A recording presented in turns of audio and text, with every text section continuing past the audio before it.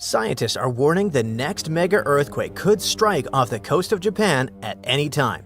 And if we don't listen to them, this could be the most catastrophic one of all time. But the shaking won't be the biggest problem. The real threat will come a few hours later, and might even affect countries as far as the US.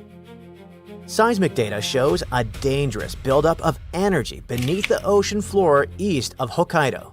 Basically, the Earth's crust is storing more and more energy, and it keeps increasing every year. The pressure is now so high, it could trigger a magnitude 9 earthquake. This is the most powerful and dangerous kind. It can destroy infrastructure, wipe out entire cities in seconds, and take thousands of lives. But the earthquake itself isn't even the worst part. The problem is that they often generate tsunamis just moments later, and they're even more destructive than the earthquakes themselves. These waves can cross the Pacific, reaching countries thousands of miles away with almost no loss of energy. The last time a megathrust earthquake hit Japan, back in 2011, the effects caused damage as far away as Crescent City, California. So not even people on the other side of the world would be safe when it strikes. And this time, there are far more at stake. What makes all this more concerning is that we don't know exactly when it will happen. Researchers in Japan say mega earthquakes strike the Hokkaido coast approximately every 340 to 380 years. The last such event occurred in the 17th century, roughly 400 years ago. So basically, the region is overdue, and based on past patterns, it should have happened already. The possibility of this disaster happening within the next 30 years has recently risen to around 90%, and this probably only continues to rise. That's why some people believe it could happen anytime soon. Japanese authorities know this isn't a question of if, but when. So they've built an entire system around that reality. They have one of the most sophisticated earthquake warning networks in the world. It's designed to detect the first seismic signals and send alerts in seconds, before the strongest shaking even begins. And when the network senses the first earthquake signals, it triggers an immediate chain reaction across the country. First, people will receive immediate warning alarms on TVs, radios, and smartphones. Then, trains will stop, factories will shut down. Those signals can even turn off computers and stop elevators at the nearest floor. All of that happens automatically. They also mapped out evacuation routes in advance with clearly marked paths leading to higher ground. Even though the Japan Meteorological Agency is taking every precaution, they also advise, if you're planning to visit the country, pay attention to the news about seismic activity before you hop on a plane. Because a disaster might happen anytime soon. Japan is preparing for something scientists say is no longer a question of if, but when. Deep beneath the Pacific Ocean, pressure has been building along one of the most dangerous fault zones on Earth. And according to recent government estimates, a future megaquake near Japan could trigger destruction on a scale the country has never experienced before. The warning centers around the Nankai Trough, a massive underwater fault stretching for roughly 900 kilometers off the southern coast of Japan. This zone marks the boundary where the Philippine Sea Plate is slowly sliding beneath Japan. But the plates do not move smoothly. Instead, they lock together for decades or even centuries while pressure builds underground. Eventually, that pressure releases violently in the form of gigantic earthquakes and tsunamis. And scientists believe the region may now be entering another dangerous period. Recent seismic activity and updated risk models push Japanese authorities to revise their disaster projections. According to newer estimates, a major rupture along the Nankai Trough could affect more than 700 cities and towns across Japan. The numbers are difficult to comprehend. Government simulations suggest that in the worst-case scenario, tsunami waves could exceed 30 meters in some coastal regions. Millions of buildings may lose power almost instantly. Transportation systems across major cities could shut down within minutes. And some areas may have less than 10 minutes to evacuate before tsunami impact. The reason the threat is taken so seriously is history. The Nankai Trough has produced repeated megaquakes for more than 1,000 years. Historical records show major ruptures occurring approximately every 100 to 200 years, including devastating events in 1707, 1854, and 1946. Some of those earthquakes triggered massive tsunamis that destroyed entire coastal communities. And researchers now believe stress may once again be accumulating beneath the fault. Japan already experiences thousands of earthquakes every year, most too small to cause major damage. But scientists closely monitor patterns of underground movement, slow slip events, and changes in seismic behavior near major fault systems. In recent years, researchers observed unusual pressure changes and seismic activity in parts of the Nankai region that continue attracting attention. At the same time, Japan faces another problem. The country sits near multiple volcanic systems, connected to intense tectonic activity beneath the Pacific Ring of Fire. Japan contains over 100 active volcanoes, including several that have shown increased geothermal and seismic activity in recent decades. Some volcanologists warn that large earthquakes can sometimes influence volcanic systems by altering underground pressure conditions. That does not mean a megaquake would suddenly trigger eruptions everywhere, but it does mean Japan's geological systems are interconnected in ways scientists are still studying. One of the biggest fears involves cascading disasters.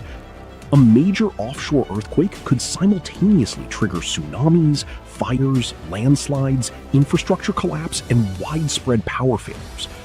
In densely populated coastal regions, evacuation routes could become overwhelmed extremely quickly. This is one reason Japan conducts some of the most advanced disaster preparation programs in the world. Entire cities regularly practice tsunami evacuations. Earthquake-resistant engineering standards are among the strictest on Earth. Emergency alerts, offshore pressure sensors, and early warning systems constantly monitor seismic conditions around the country. And yet, even with all that preparation, experts admit a sufficiently powerful megaquake would still be catastrophic. Some recent simulations estimate economic losses reaching trillions of dollars if the worst-case scenario occurs. There is also concern about underwater infrastructure. Modern Japan depends heavily on coastal industry, ports, transportation networks, and power systems located near vulnerable shoreline regions. Tsunami flooding could severely disrupt supply chains and communications across large parts of the country. At the same time, researchers continue improving seismic models to better understand how stress is accumulating beneath the Nankai Trough.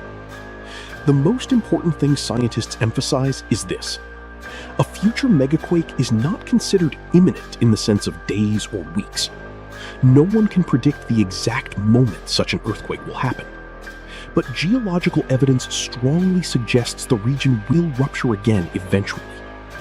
And because Japan sits directly on top of one of the most active tectonic zones on Earth, the country remains in a constant race between preparation and geology itself.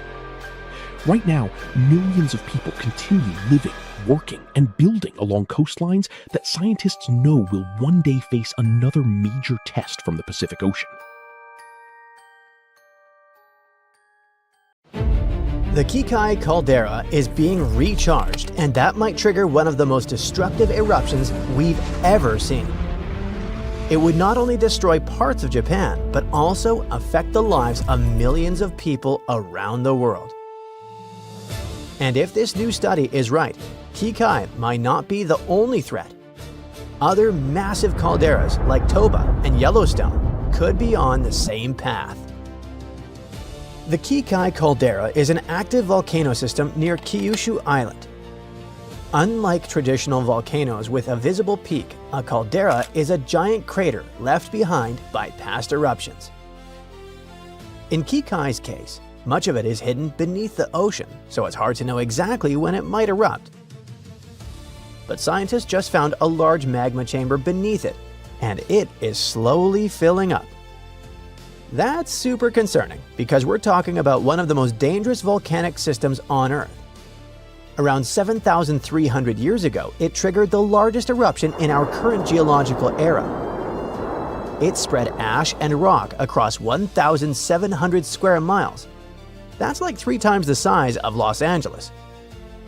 This event is known as the Akahoya eruption, and it was probably what wiped out a prehistoric community living there at the time, known as the Jomon people. Kikai has not done anything nearly that dramatic since, but the next major event may be closer than we think, because that huge magma reservoir scientists have just found is probably the same one that fed the Akahoya eruption. The problem is that the magma inside does not appear to be leftover material from that ancient blast. It looks new.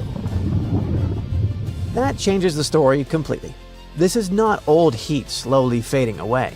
It's a big volcano being recharged, and that raises new concerns about its potential to erupt again. The stakes are now much higher than they were 7,000 years ago. Back then, the region was home to scattered communities. Today, an eruption like this could affect the lives of 120 million people. Volcanic ash could cover a huge area, destroying homes and shutting down electricity, gas, and water services. It could also block roads and highways, paralyzing transport and cutting off food supplies. The destruction would not stop in Japan. It could also trigger tsunamis and earthquakes later on. At the same time, volcanic ash could block sunlight and lower global temperatures. That damages crops, leading to food shortages around the world and major economic losses. Even if nothing like this happens, this discovery still matters. It puts us one step closer to understanding when the next big eruption might happen. Researchers now want to refine the methods that worked so well in this study so they can better understand how volcanic systems are refilled. If they succeed, we may find that other giant calderas like Yellowstone and Toba are on the same path. And by spotting the warning signs of a giant eruption earlier, we could have a better chance of protecting ourselves. Not an earthquake, but a mega earthquake could happen in Japan.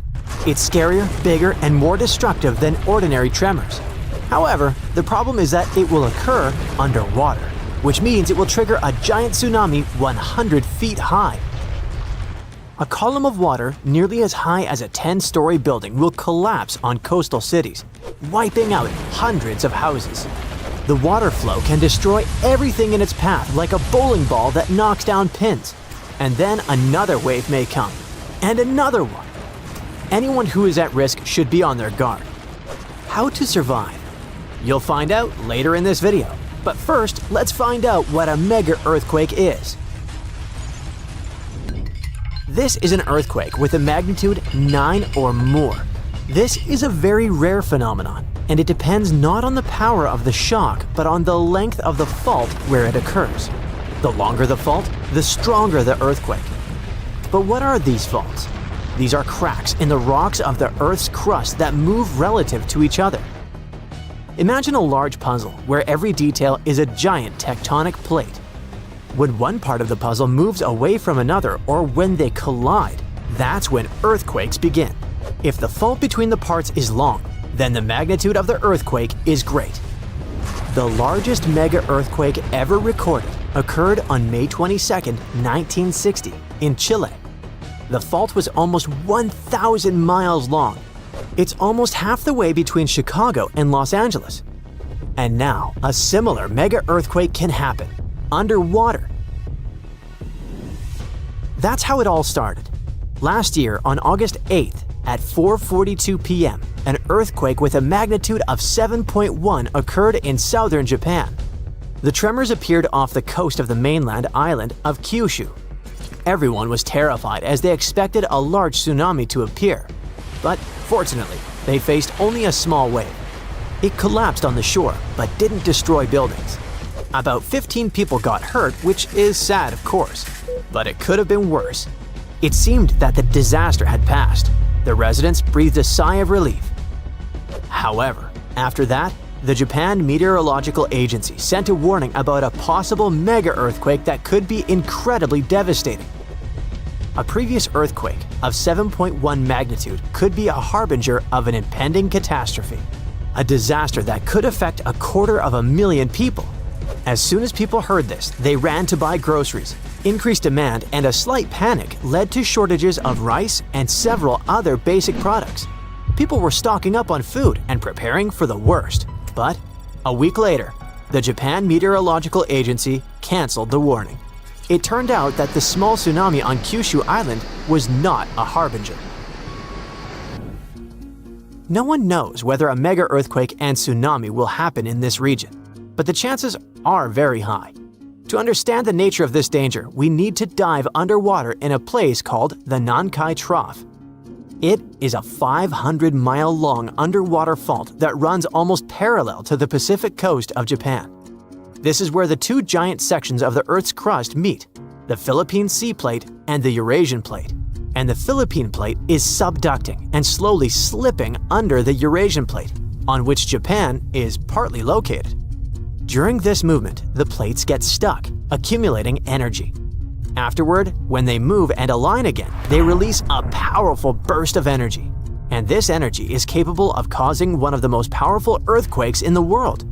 Experts report that the probability of a mega earthquake and a tsunami is about 80%. Over the past 1,400 years, mega earthquakes have occurred every 100 to 200 years in this region. The last time this happened in Japan was in 1946. The entire country felt a powerful tremor that destroyed 36,000 houses in the southern part of Honshu Island. Every year, the probability of a repeat of this disaster increases by 1%. And do you know how many years have passed? 79. According to experts, a mega earthquake with a magnitude of 8 to 9 can trigger a tsunami that will flood small islands off the coast of Japan. And areas with large populations on the islands of Honshu and Shikoku can be flooded in minutes. Hundreds of thousands of people are at risk. It can be billions and even trillions of dollars worth of damage. According to some reports, about 530,000 people may lose their homes. To save lives, the country needs to carry out a large-scale evacuation. But the problem is that no one knows the exact date. In general, no one in the world can predict in advance when the next big earthquake will occur. In the case of the Nankai Trough, it can happen in a few days, or a few years, or even centuries. So, what should people do? Prepare. Japan has been experiencing earthquakes for a long time, so the country has learned to survive a disaster with minimal losses. Almost every building in Japan is equipped with dampers, which are devices that suppress any vibrations and make houses more resistant to shaking. In addition, on the shores of Japan, residents have built long and high shields that don't allow powerful waves to break through to land. Japan also has an advanced earthquake warning system. It's impossible to predict powerful seismic activity in a few days or weeks, but it's possible to detect small tremors that may portend an impending earthquake. Special devices monitor seismic signals and transmit the data to certain programs. Then, they evaluate the magnitude and intensity of the tremors and send warnings to people's phones. This can save seconds and even minutes for locals to reach the nearest shelter in time.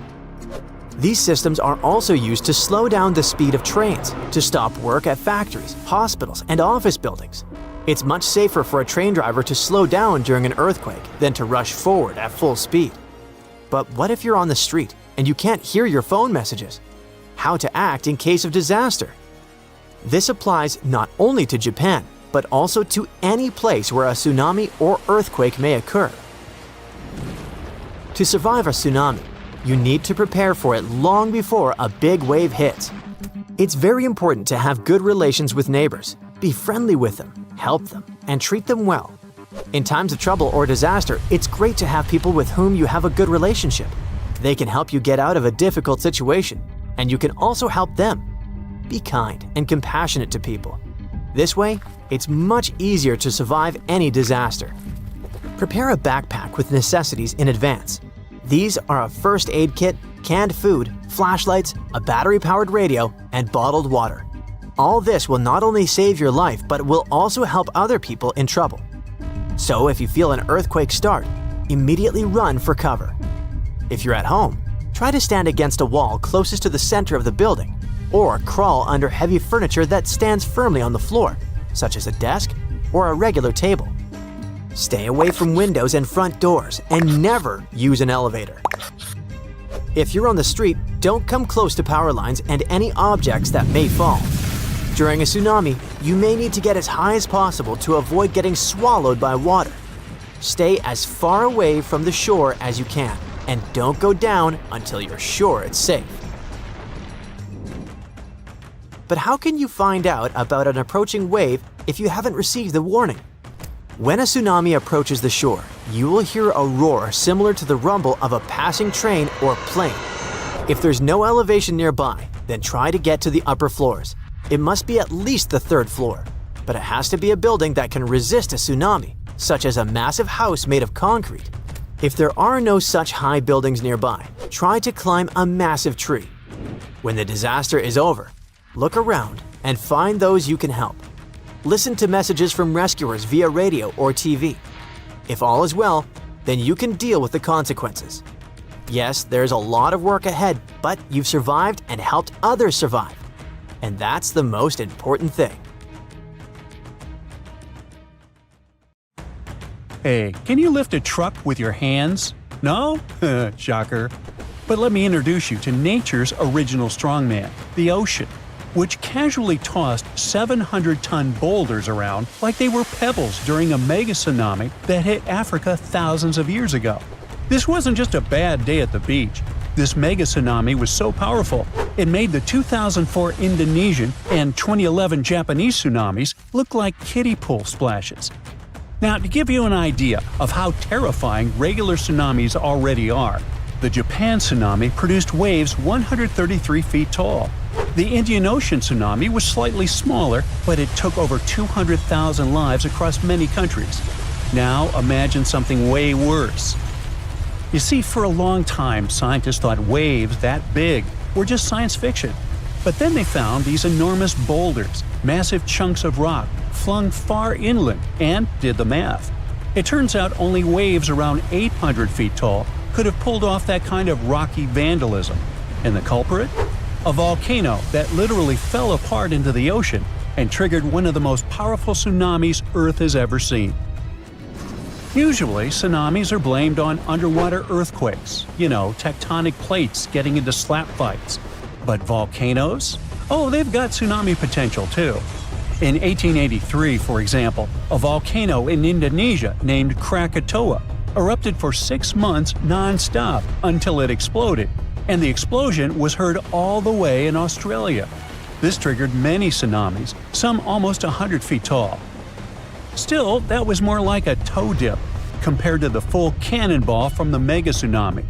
Back in ancient times, the volcano that crumbled during the mega tsunami was huge, and it didn't just fall apart. It lost a chunk that was 10 times the size of Mount Everest. 10 Mount Everests. It was like the Earth wanted to see what would happen if we threw a mountain into the ocean just for fun. It was so massive that when the entire side of the volcano belly flopped into the Atlantic, it created waves that could cover the Statue of Liberty 3 times. It also destroyed an island more than 30 miles away. The volcano behind this real-life Michael Bay scene was called Fogo, located on, you guessed it, Fogo Island. This island is basically just a whole single volcano that rose from the sea thanks to a magma hotspot, a place in the ocean where a lot of magma escapes and erupts like an underwater volcano. Over time, this magma cooled and stacked up like pancakes until, voila, after 7 major eruptions, the island popped out of the ocean like it was playing peekaboo. Surprise, it's a volcano.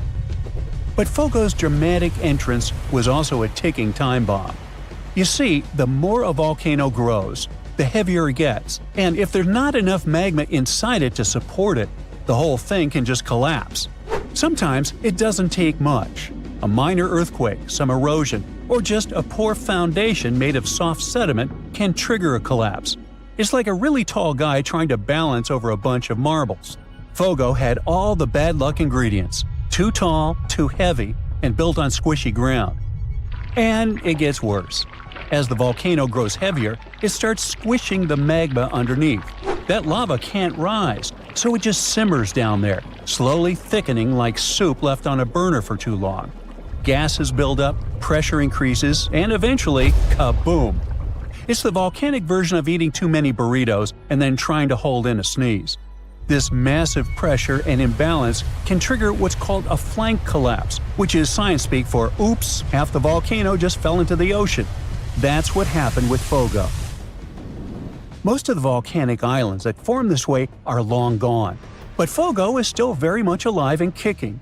In fact, it last erupted in 2014, and considering that it goes off every 20 years, maybe don't travel to Fogo Island in around 2034.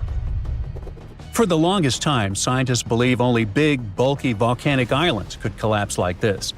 But new research says that even smaller, skinnier guys, like the Danny DeVitos of the island world, aren't safe either.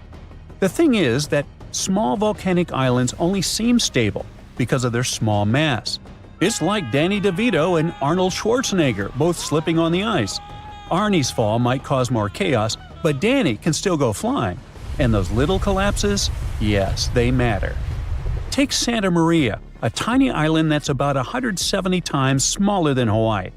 It has collapsed multiple times, not because it wanted to, but because it's basically standing on soggy breadcrumbs. Its foundation is loose marine sediment, and to make things worse, it's sitting right next to the East Azores Fault, where 3 tectonic plates meet up for daily slap fights. This fault is responsible for many earthquakes and even some tsunamis that happened in Lisbon in the past, so you can imagine what it's like living right above it. Every time the volcano in Santa Maria erupts and grows, it also sinks. But when a chunk collapses, it bounces back up like a buoy. This seamount to island again roller coaster means that Santa Maria has popped in and out of the ocean like a submarine playing peekaboo. And with every peak comes a potential tsunami. Another volcano with similar trust issues is Pacaya, located in Guatemala. Between 2011 and 2013, scientists spotted strange movements in the soil, tiny shifts that suggested something underneath was getting restless. Sure enough, in 2014, Pacaya erupted. Luckily, it didn't collapse, but that risk still looms, especially if magma gets trapped in it like it did with Fogo. The consequences could be explosive, literally. In fact, about 1,000 years ago, Pacaya experienced a collapse that sent debris avalanches more than 15 miles away. Since then, it's rebuilt itself like a fiery phoenix, but it could still crumble again. That's why volcanologists obsess over the tiniest wobbles. It's not paranoia if the mountain really might fall. Now you might be thinking here, okay, but that was the past. Surely that kind of ridiculous mega tsunami collapse can't happen again, right? Well, welcome to the 21st century.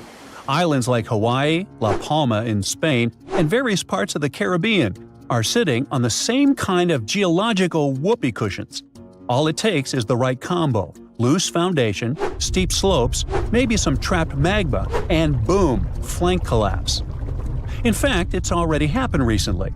In 2018, Anak Krakatau, the volcanic baby of the infamous Krakatoa, lost a big chunk of itself during an eruption. It caused a tsunami, but it was more awkward than devastating, like a volcano losing its pants on stage. Embarrassing, but survivable. But that's just amateur hour compared to history's real showstoppers. Ritter Island's 1888 collapse was so intense that the island literally got shorter. It went from being more than 2,000 feet tall to a mere 460 feet. But the record holder is the legendary Latua Bay megasplash from 1958, where a 7.8 magnitude earthquake triggered a massive landslide that sent a wave taller than the Empire State Building roaring through Alaska at highway speeds. Strangely enough, only 5 people lost their lives here, but on the other hand, the destruction path it left behind can still be seen today, all the way from space. Melting glaciers and ice caps can make volcanoes collapse too. When they melt, there's a sudden decrease in pressure on Earth's crust that can destabilize entire volcanoes. It's called isostatic rebound. It's like suddenly yanking a chair out from under someone who's been sitting still for centuries. Whoops. Also, here's something you probably never thought you'd worry about on your island getaway. Some volcanic islands grow outward as lava pours into the sea, creating unstable platforms known as lava deltas. These deltas can collapse without warning, taking newly formed land, and sometimes tourists too, right back into the ocean. No pressure though, just thought, maybe you want to stay off steaming new land. So yeah, next time you're lounging on a beachy volcanic island thinking, wow, this place is paradise. Just remember, it might also be a ticking geological time bomb with a flair for the dramatic. From ancient mountain-sized cannonballs to surprise lava deltas, volcanoes have a history of keeping things spicy.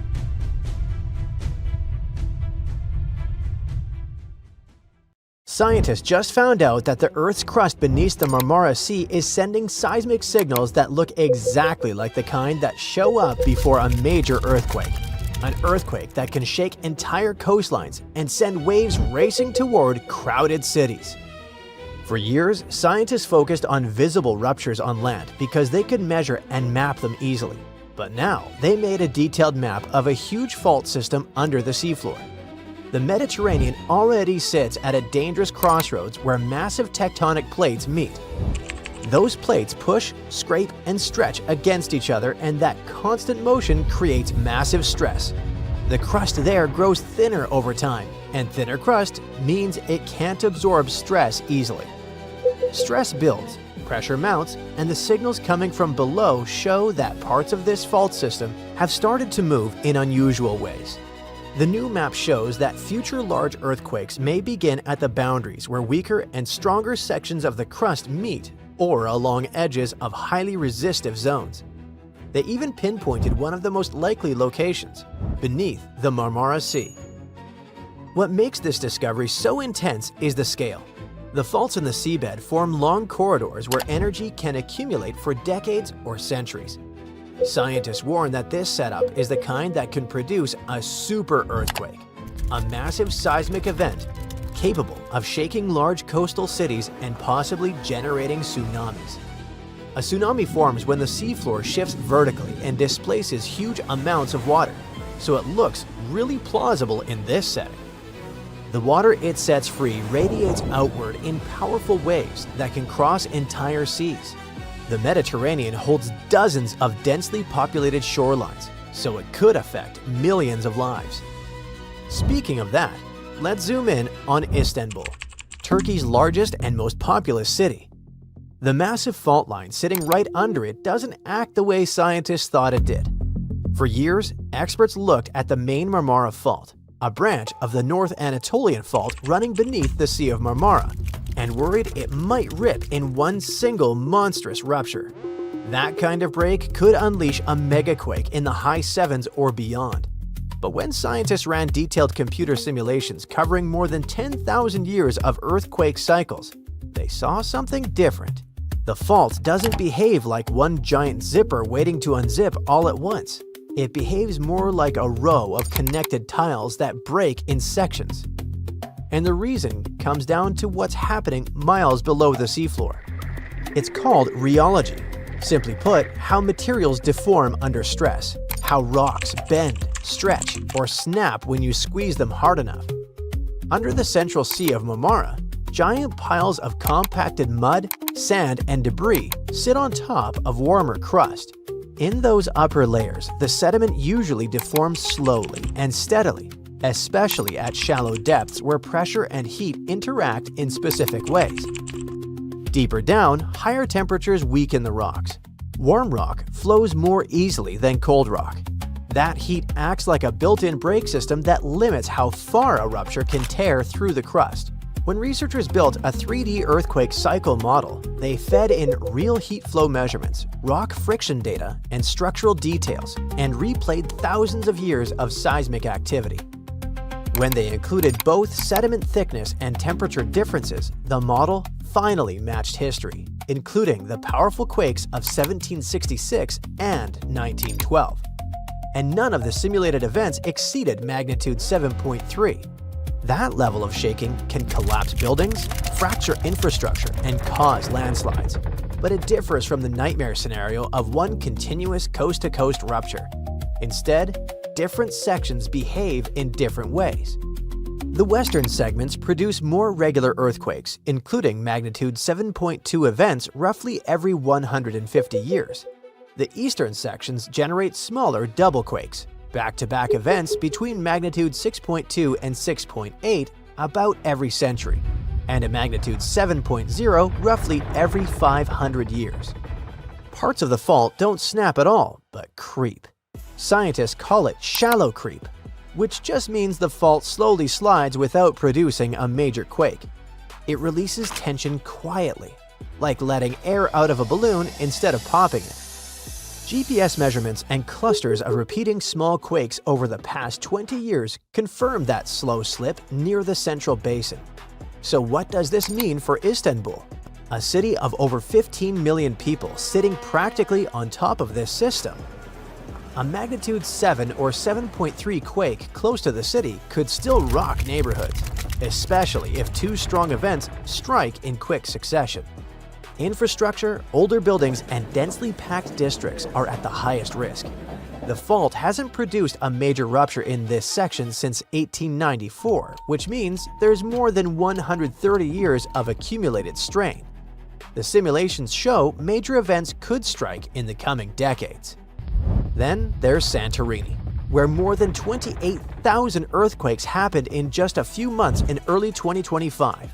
Most of the quakes stayed small, but some reached magnitude 5, strong enough to fracture walls, rattle nerves, and push authorities to close schools and evacuate parts of the island. And this wasn't just tectonic plates grinding like they usually do. This swarm moved. The epicenters shifted gradually northeast toward the Colombo submarine volcano about 5 miles offshore. That migration told scientists magma was on the move.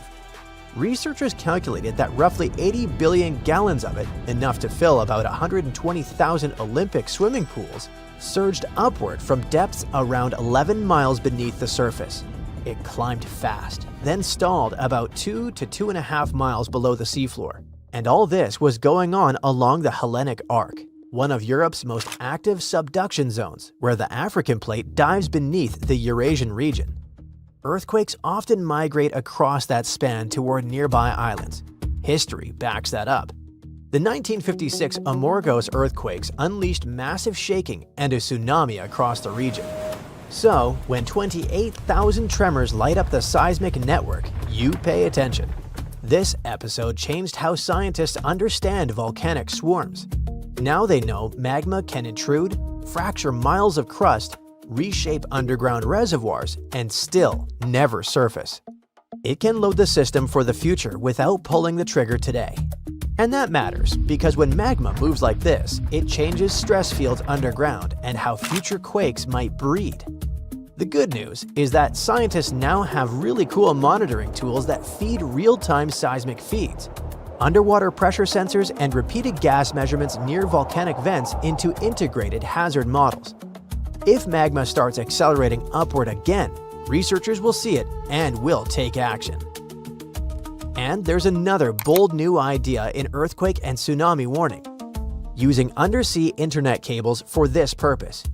Nearly 1 million miles of those fiber optic lines on the seabed were designed to carry data, but scientists discovered that they can also detect tiny changes in light signals caused by seismic vibrations. In simple terms, when the ground shakes, the cable feels it. And this could be incredibly useful because forecasting earthquakes, even on land, is tricky. In the ocean, it has felt almost impossible as you can't scatter thousands of sensors across the seafloor easily. But those cables already sit there, stretching across deep trenches and continental shelves. If researchers use them as sensors, they can monitor tectonic movement in real time across huge areas. For a region like the Mediterranean, with hidden faults, active volcanoes, and crowded coasts, that system could offer precious seconds or minutes of warning. Seconds sound small, but early alerts let trains stop, gas lines shut down, and people move away from immediate danger. The fiber optic cable used for Seafloor Project, or FOCUS in the short version, didn't warn anyone about real disasters yet, but it had 2 false alarms. It reacted to a submarine landslide and weight bags that pushed the cables down. It proves the system works and could be life-saving in case of real danger, especially in vulnerable regions such as the Mediterranean. It shaped civilizations for thousands of years, and now science reveals it still shapes itself. They can't stop tectonic plates or cool magma chambers, but they can understand patterns, reduce vulnerability, and design cities smarter. We are on the Sea of Marmara, the exact spot where the massive continents of Europe and Asia meet. It's a vital, beautiful waterway packed with cargo ships on the surface, but dive underneath and you'll find a geographical nightmare lying on the seafloor. Deep underwater, two massive slabs of the Earth's crust are violently grinding past each other. This isn't just a minor crack in the dirt, it's a colossal geological fault. A massive complex system of continuous fractures that has been accumulating a devastating amount of energy for decades. We call it the Great North Anatolian Fault. All this energy has to be unleashed someday. And when it happens, it's going to hit one of the most densely populated areas on our planet. Scientists are now in active monitoring mode, especially when it comes to Turkey. This country is sitting on the Anatolian Plate, a small bite of the Earth's crust. Nowadays, it's being literally smashed by the Arabian Plate from the south and the Eurasian Plate from the north. Because it's being squeezed so hard, the only direction it can move is west toward the Aegean Sea, and it actually does this at a speed of about 1 inch per year. In geological terms, that's a high-speed, violent movement. Millions of tons of solid rock grinding against each other deep underground day and night without a single break? Not the best thing to experience. All this endless moving, cracking, and squeezing is what creates the North Anatolian Fault, a 930-mile-long fault line that acts almost exactly like the infamous San Andreas Fault. Yet the difference is striking. While the San Andreas mostly skirts the outer edges of Californian megacities or runs through less dense regions, the fault in Turkey is running right under major industrial hubs and heavily populated urban centers. In February 2023, the smaller sister of it, the East Anatolian Fault, showed us how dangerous this tectonic setup can be. It generated the most catastrophic earthquake recorded in Turkey in over 60 years. A brutal 7.8 monster hit and a 7.5 shockwave followed right behind it just hours later. The release of energy was so violent that the ground literally moved by almost 10 feet in some places. Entire cities were leveled and the physical map of the region permanently shifted. Now the worst part, it wasn't even the grand finale. There's no way to stop that energy packed inside the North Anatolian Faults. Look at the old data and you'll see it acts like clockwork, a bit like a line of falling dominoes. Scientists have been tracking every sequence of earthquakes in this region for nearly a century. The whole chain reaction started in 1939 with the catastrophic Erzincan earthquake. A massive magnitude 7.8 struck eastern Turkey. It didn't simply release the energy, but also transferred this tectonic stress into the next section of the fault. Dominoes started falling. Other fault rupture happened in 1942, 1943, and 1944. It went west and struck again in 1957 and 1967. Year by year, the epicenters of these massive earthquakes moved in a straight line toward the Sea of Marmara. The last major impact was the Izmit earthquake in 1999. A magnitude 7.6 tremor struck east of Istanbul and lasted for 37 terrifying seconds. Suddenly, the chain reaction took a break, but the tectonic stress was still there, simply transferred to the next section of the fault, under the Sea of Marmara, where the last major earthquake took place in 1766. Nobody had seismographs back then, but historical records and old journals describe it as a scene of unimaginable horror. Now, modern science tells us exactly why it was so devastating. Scientists are calling it a seismic gap. basically a dangerously quiet zone that hasn't ruptured yet. Back then, 260 years ago, a massive quake destroyed a huge part of Istanbul and generated a tsunami that crashed into the city's ports. After this tragedy, it didn't happen again on this scale, but we have to remember that the Anatolian plate has never stopped moving west, an inch a year. Let's do some quick math. That land should have moved by over 19 feet by now, but because those rocks are locked together, they haven't moved an inch. We are looking at a massive backlog of tectonic tension. It simply has to snap finally, and it won't make a regular shake. It will likely rapidly release 2.5 centuries of accumulated tectonic energy, right at the doorstep of Europe and Asia. The target is the city of Istanbul once again. We should call it a supercity because this global mega hub is home to an astonishing 15 million people. It accounts for nearly 30% of Turkey's entire economic output. What about the infrastructure? We're talking about 1 million buildings, and an estimated 90,000 of those are at high risk of total collapse in the event of a magnitude 7.5 earthquake. Nowadays, the city has very strict laws for modern buildings. But plenty of urban areas had been built before those regulations were enforced. To make matters worse, many coastal neighborhoods are built on soft, waterlogged soil that acts like a liquid during extreme shaking, multiplying the danger for the residents. Buildings could just sink into quicksand. And there's more. The seafloor of the Marmara Sea isn't flat. There are 3 massive deep underwater holes separated by vast ridges. Why is it important? A stronger earthquake in this area will probably trigger a massive submarine landslide. Plenty of mud and rock collapsing down those underwater canyons would instantly displace massive amounts of water. This would trigger a tsunami, not as tall as mega tsunamis in the open Pacific Ocean, but still highly dangerous. It's estimated that with a 10-foot wall of water, it will be extremely dangerous for this densely populated area. Scientists also claim that it could hit the coastline within 10 minutes.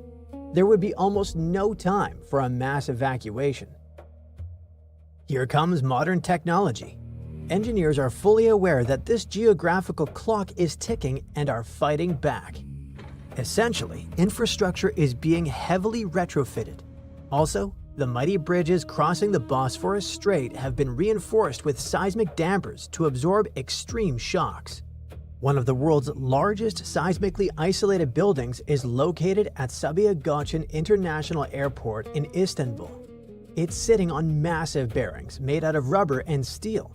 The absolute art of engineering is the Marmara Tunnel, a massive railway tube that runs directly under the Bosphorus Strait, physically connecting the European and Asian continents underwater.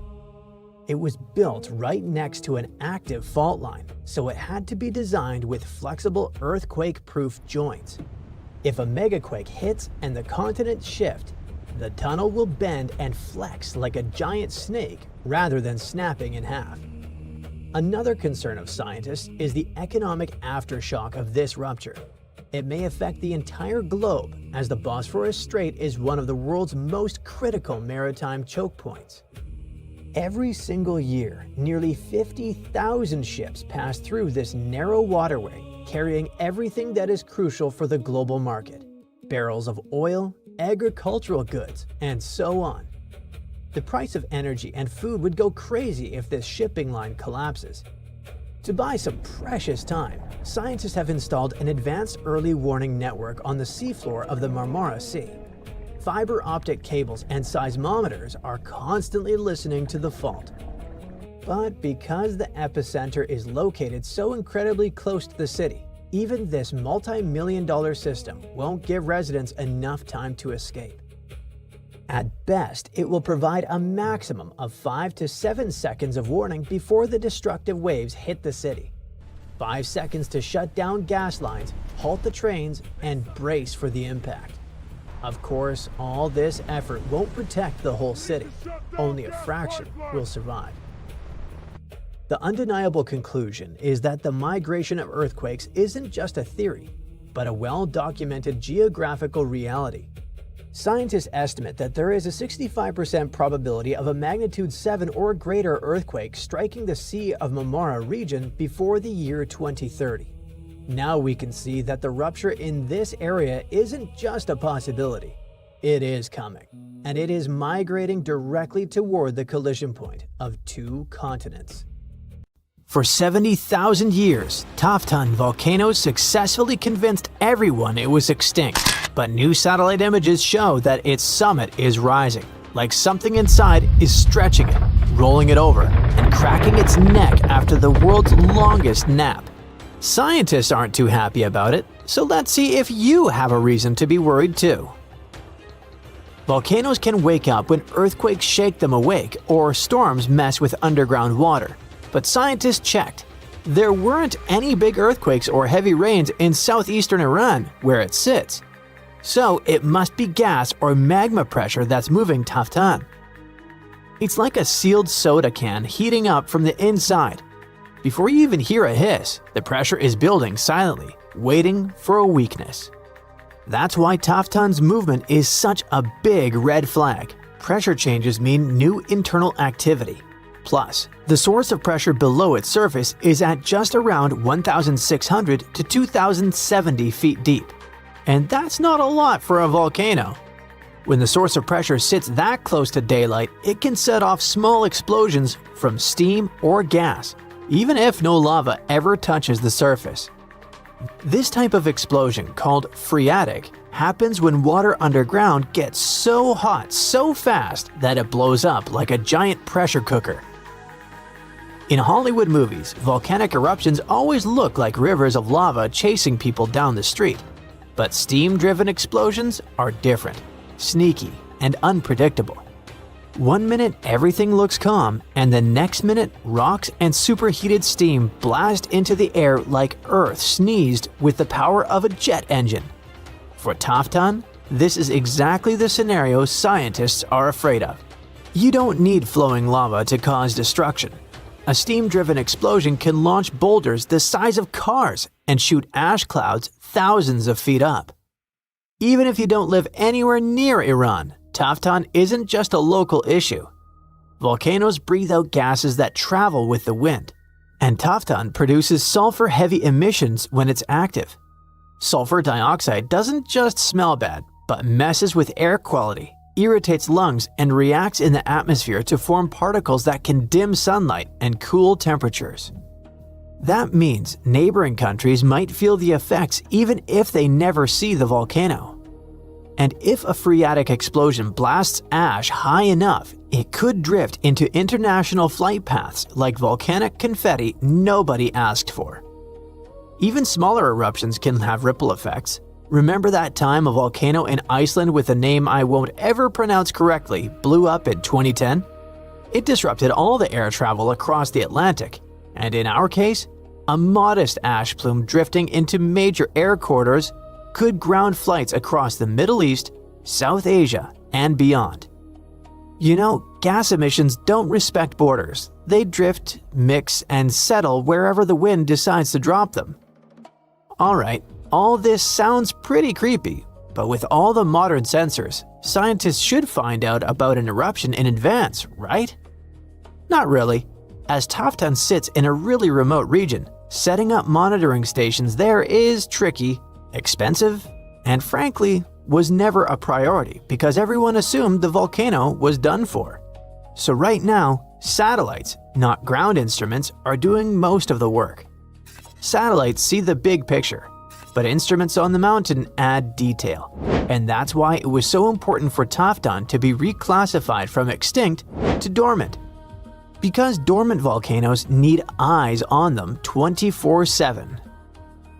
When a volcano is labeled extinct, countries don't invest in evacuation plans, hazard maps, or monitoring equipment. Changing Taftan's status forced everyone, from local officials to global scientists, to admit it can cause trouble. And that means preparing for ashfall, gas emissions, sudden eruptions, and the long-term questions. Questions like, what if this awakening isn't temporary? What if this is the beginning of a whole new activity cycle? Long term, Taftan might settle down again, or it might be entering a period of renewed activity. Volcanoes don't run on human timelines. A short-term phase for a volcano could be days or years, and the uplifting summit might mean there's deeper magma movement, not just a surface burp.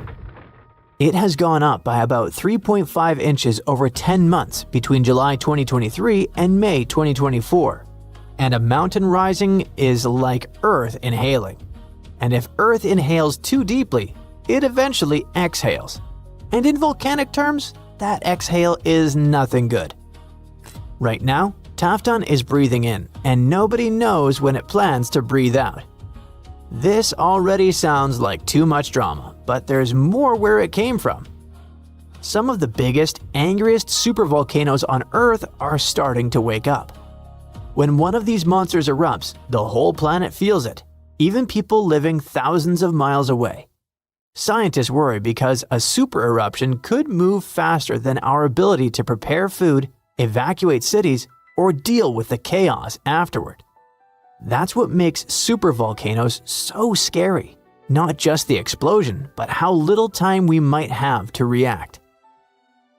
If you live near Naples, you already know at least one supervolcano and how it acts. Streets crack, steam leaks from the earth, the harbor fills with sediment, and swarms of small earthquakes rattle windows like underground thunder. All of that comes from Campi Flegrei, a massive supervolcano caldera that last erupted in 1538. For years, scientists read these signals as classic warnings of magma rising. But two recent studies, one in 2023 and another in 2025, completely changed how we understand what's really going on. And surprisingly, they brought a bit of hope with the danger. In 2023, studies zoomed in on carbon dioxide, a gas volcanoes pump out when magma starts acting up. At Campi Flegrei, CO2 levels jumped after 2005 to about 4,000 to 5,000 tons a day, which sounds like magma rising fast. But when scientists checked other gases like nitrogen and helium, the chemistry didn't fit that idea at all.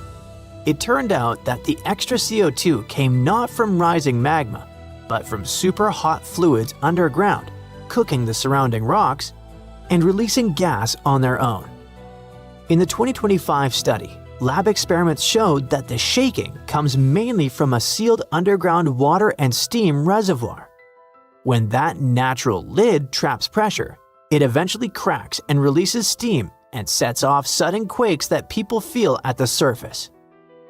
That idea also explains something that always confused scientists.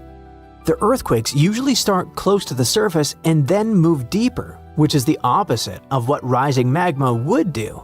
After the strongest shaking, the ground often sinks a little, like a balloon slowly deflating after you let some air out.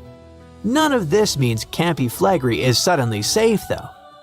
Magma still sits deep underground, and steam-driven explosions can still blast out rocks, ash, and scorching gas without any lava warning you first. What's really changed is how scientists think about the danger.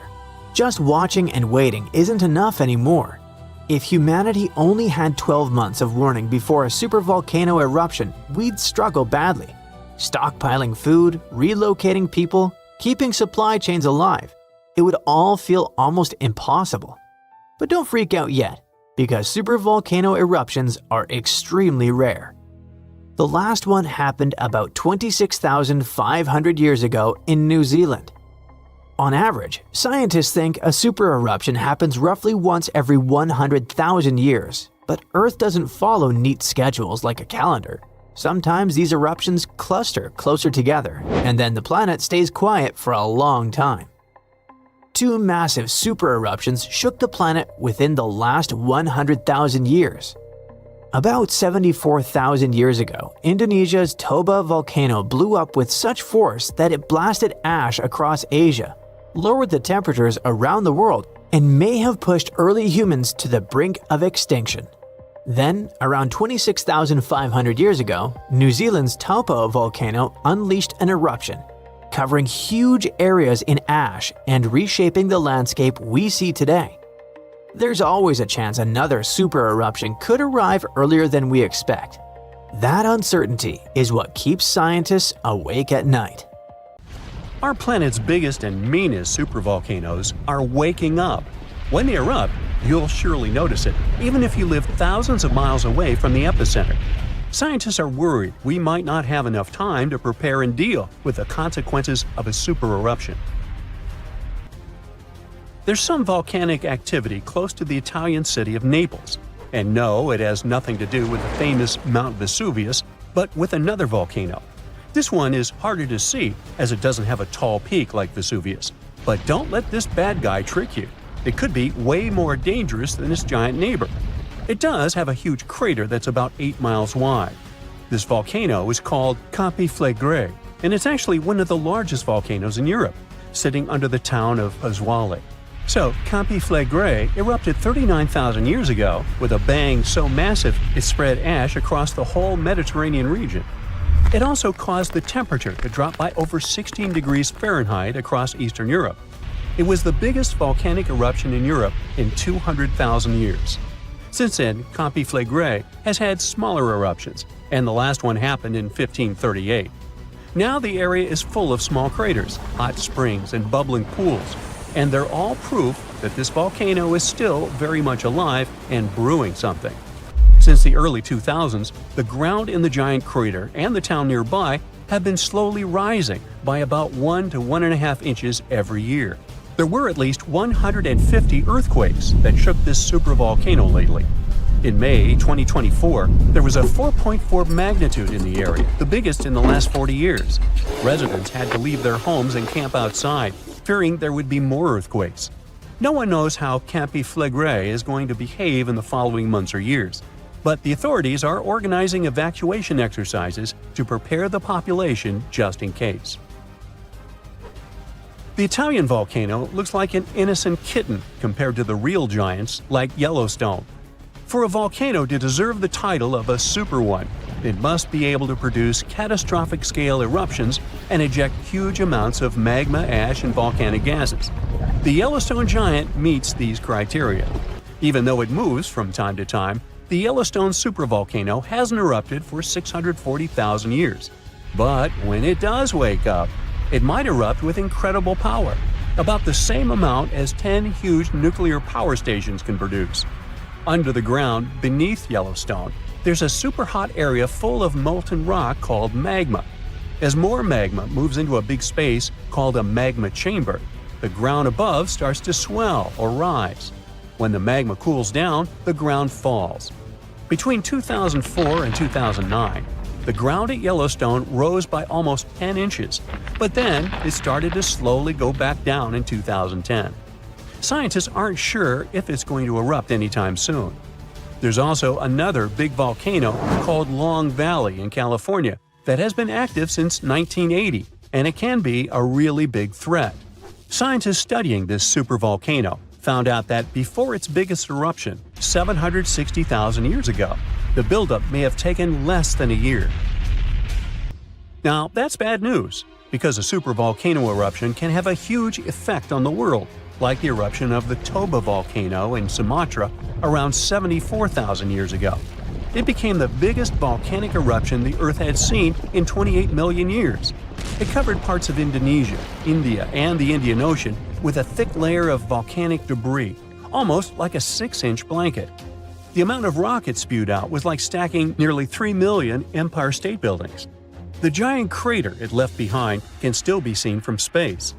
All the ash and gases shot up into the air and blocked some of the sunlight.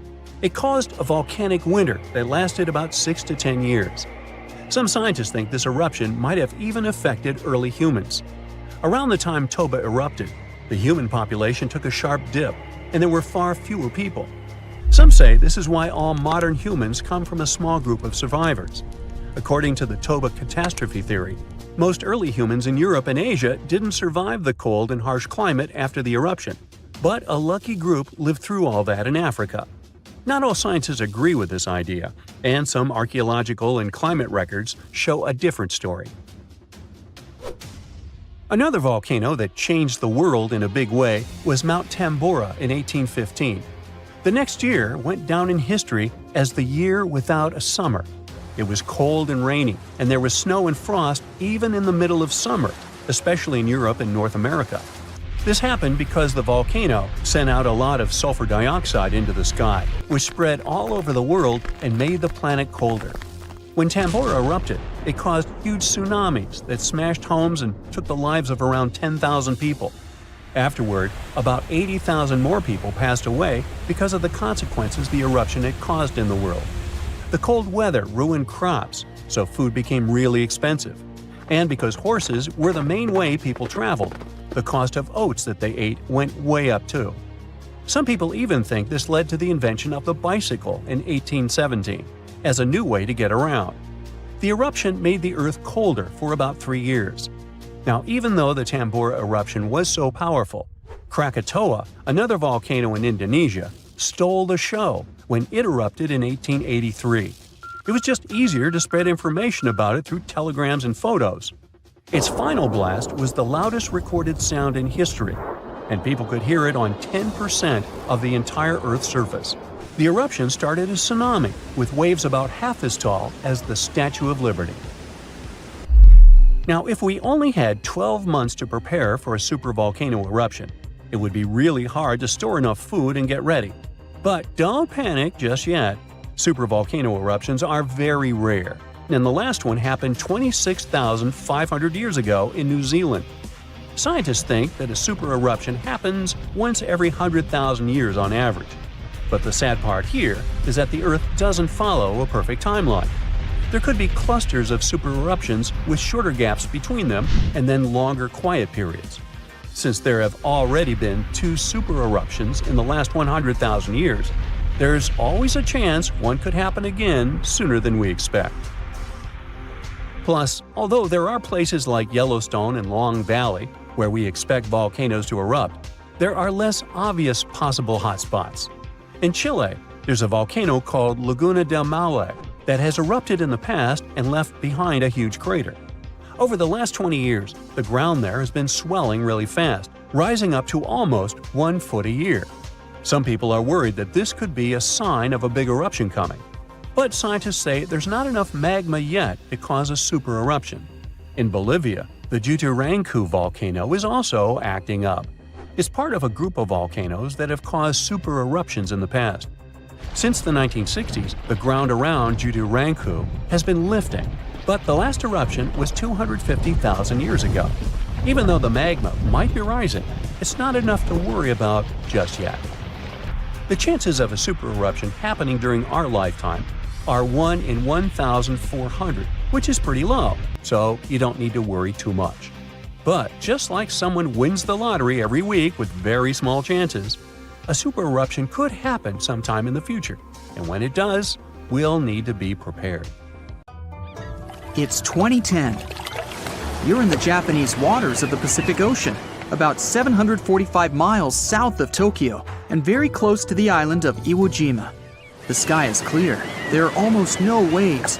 A heavy, low rumble comes from somewhere deep under the sea. It scares away all the flying gulls. And then it gets quiet. Too quiet.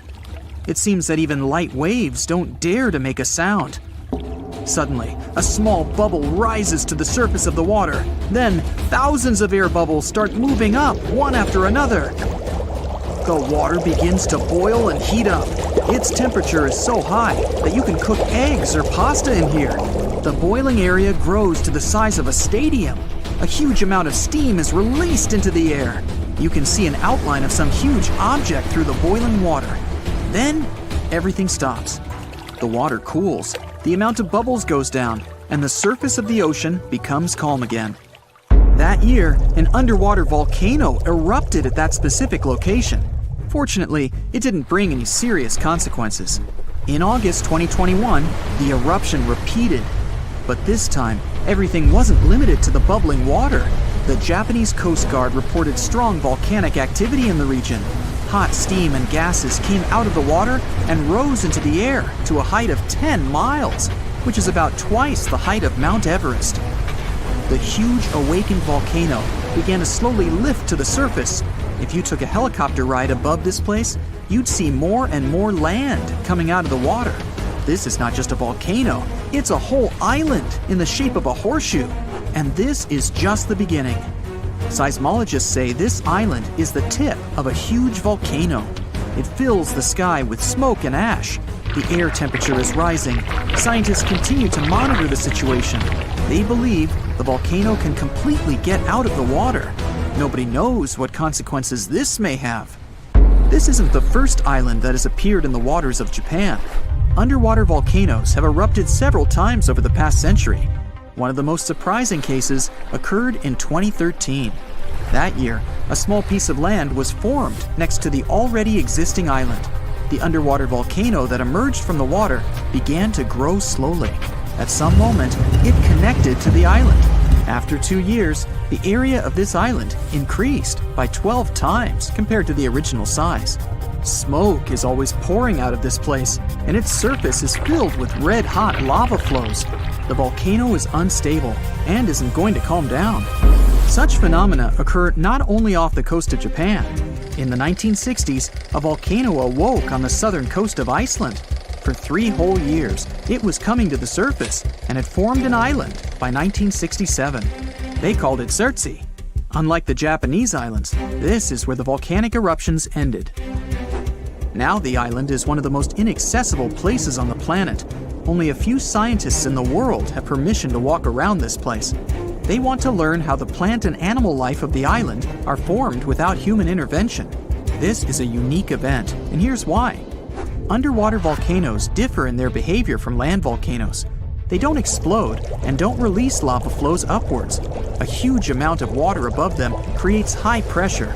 As soon as the magma gets out, the water immediately lowers it to the seafloor. Underwater eruptions don't normally cause any changes on the ocean surface. So, millions of gallons of lava sink to the bottom, cool down, and solidify around the volcano. This lava forms a thick layer of Earth's rock. To make an island appear on the surface, an underwater volcano needs a lot of magma. The next eruption creates another thick layer. Millions of years pass, and passive lava flows form mountains. Constant eruptions increase the height of the seabed.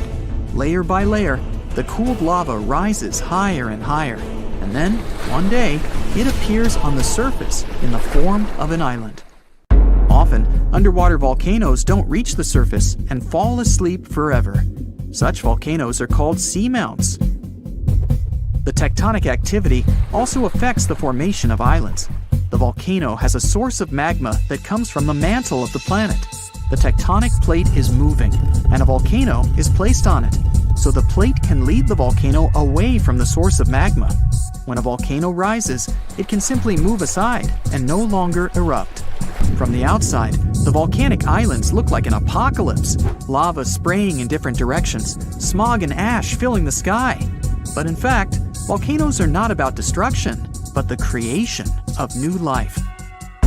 Lava is any hot metal, but the natural lava flowing out of volcanoes is called magma. When it appears on the surface of the ground, various gases and acids instantly evaporate from it, and magma becomes lava. But underground, it's magma. These molten metals contain trace elements of almost all chemical substances that exist in nature. They enrich the land they're flowing in. Ash is also filled with many different elements. The lava hardens, the ash settles, and this creates favorable conditions for the appearance of a rich ecosystem. It can take millions of years to develop, though. The simplest bacteria appear. They feed on chemical elements coming from the volcano. When you have favorable conditions for bacteria, you get favorable conditions for bigger life forms. Birds flying by also help to develop the new ecosystem. They build nests on the island, bring tree seeds and plant spores from the continents and other islands. All this enriches life on the volcano. Volcanoes are isolated places, so unique species of animals, insects, and bacteria can appear only there and can't be found anywhere else on the planet. However, if the volcano wakes up, it can also destroy the ecosystem. The entire island can be covered with ash and simply lose all vegetation. But then, on the scorched ground, life can appear again. Hundreds of islands around the world appeared because of the eruptions of underwater volcanoes. Hawaii, Indonesia, and Iceland have them on their territory. Imagine that people settled on a similar volcanic island and built a city there, and one day the volcano woke up.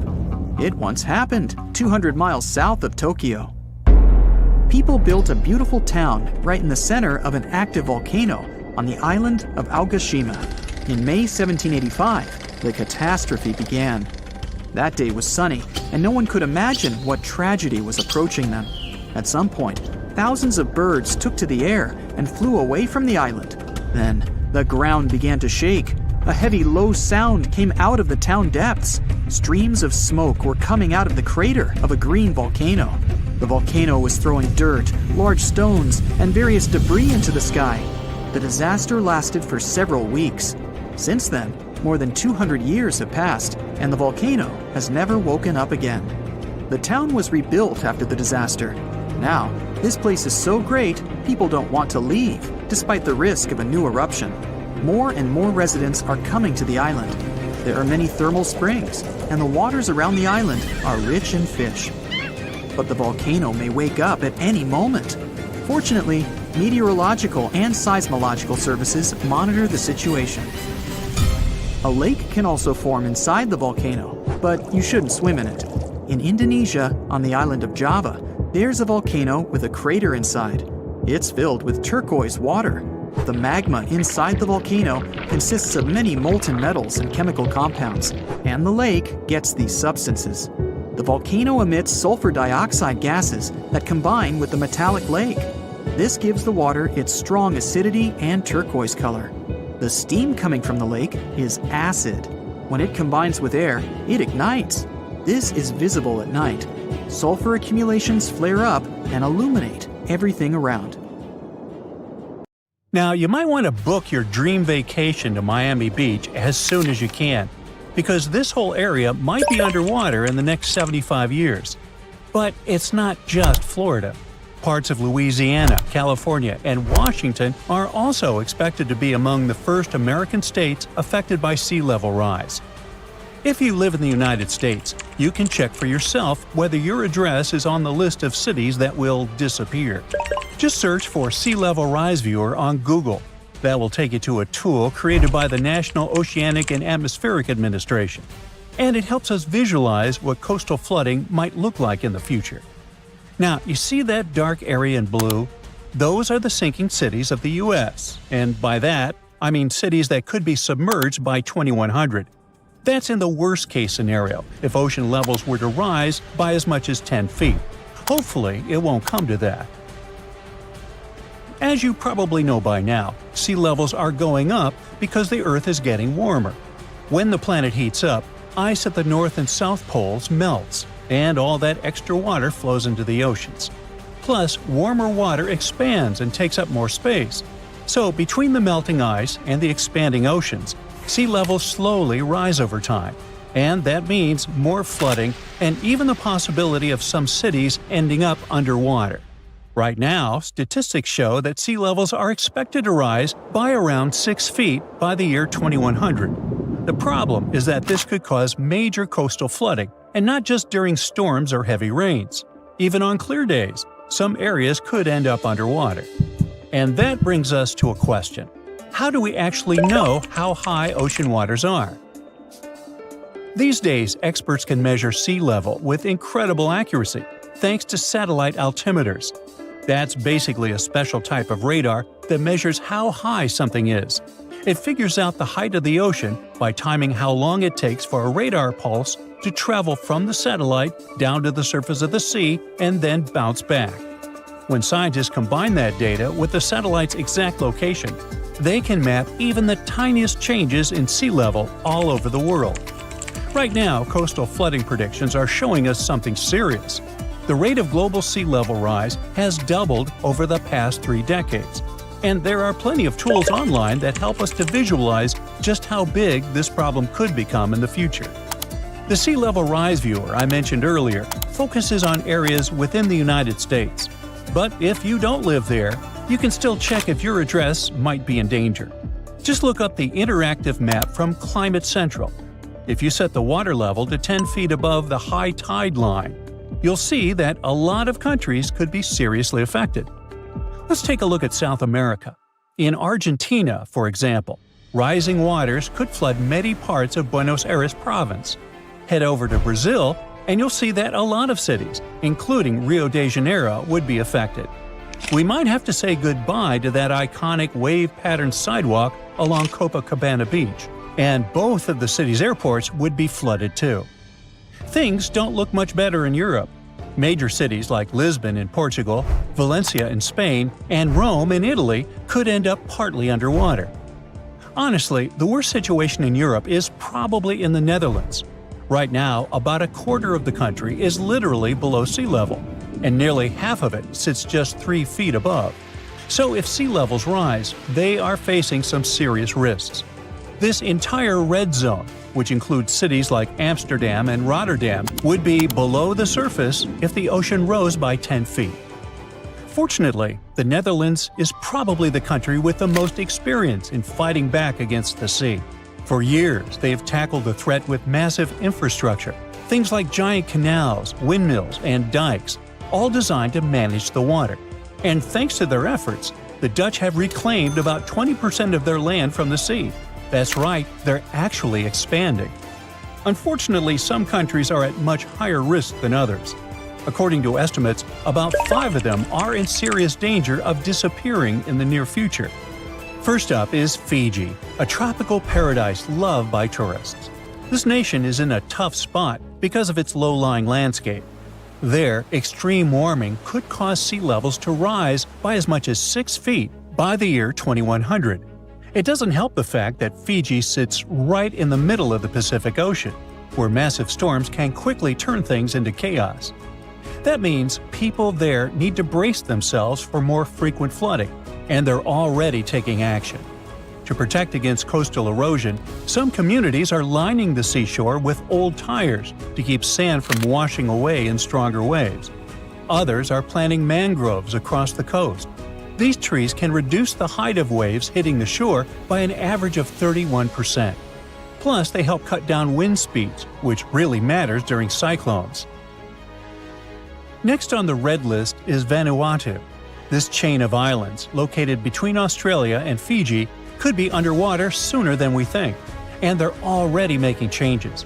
Vanuatu was one of the first Pacific nations to relocate an entire community to safer ground. Back in 2005, people living in vulnerable areas on the North Island of Tegua moved to higher land. With temperatures continuing to rise, they're bracing for even more intense tropical cyclones. That means heavier rainfall, more flooding, and a much higher risk to both homes and infrastructure. The Marshall Islands are also facing a serious risk. This country is home to around 39,000 people and lives on the opposite side of the world from the United Kingdom. It's an extremely low-lying island nation built on what's basically a coral reef. According to NASA, sea levels there have risen by almost 4 inches over the past 30 years, and they could rise by about 7.5 inches over the next 30. And that's no small thing. If nothing is done, the islands could face more than 100 days of flooding every year by the end of the century. People over there are afraid of losing their homes.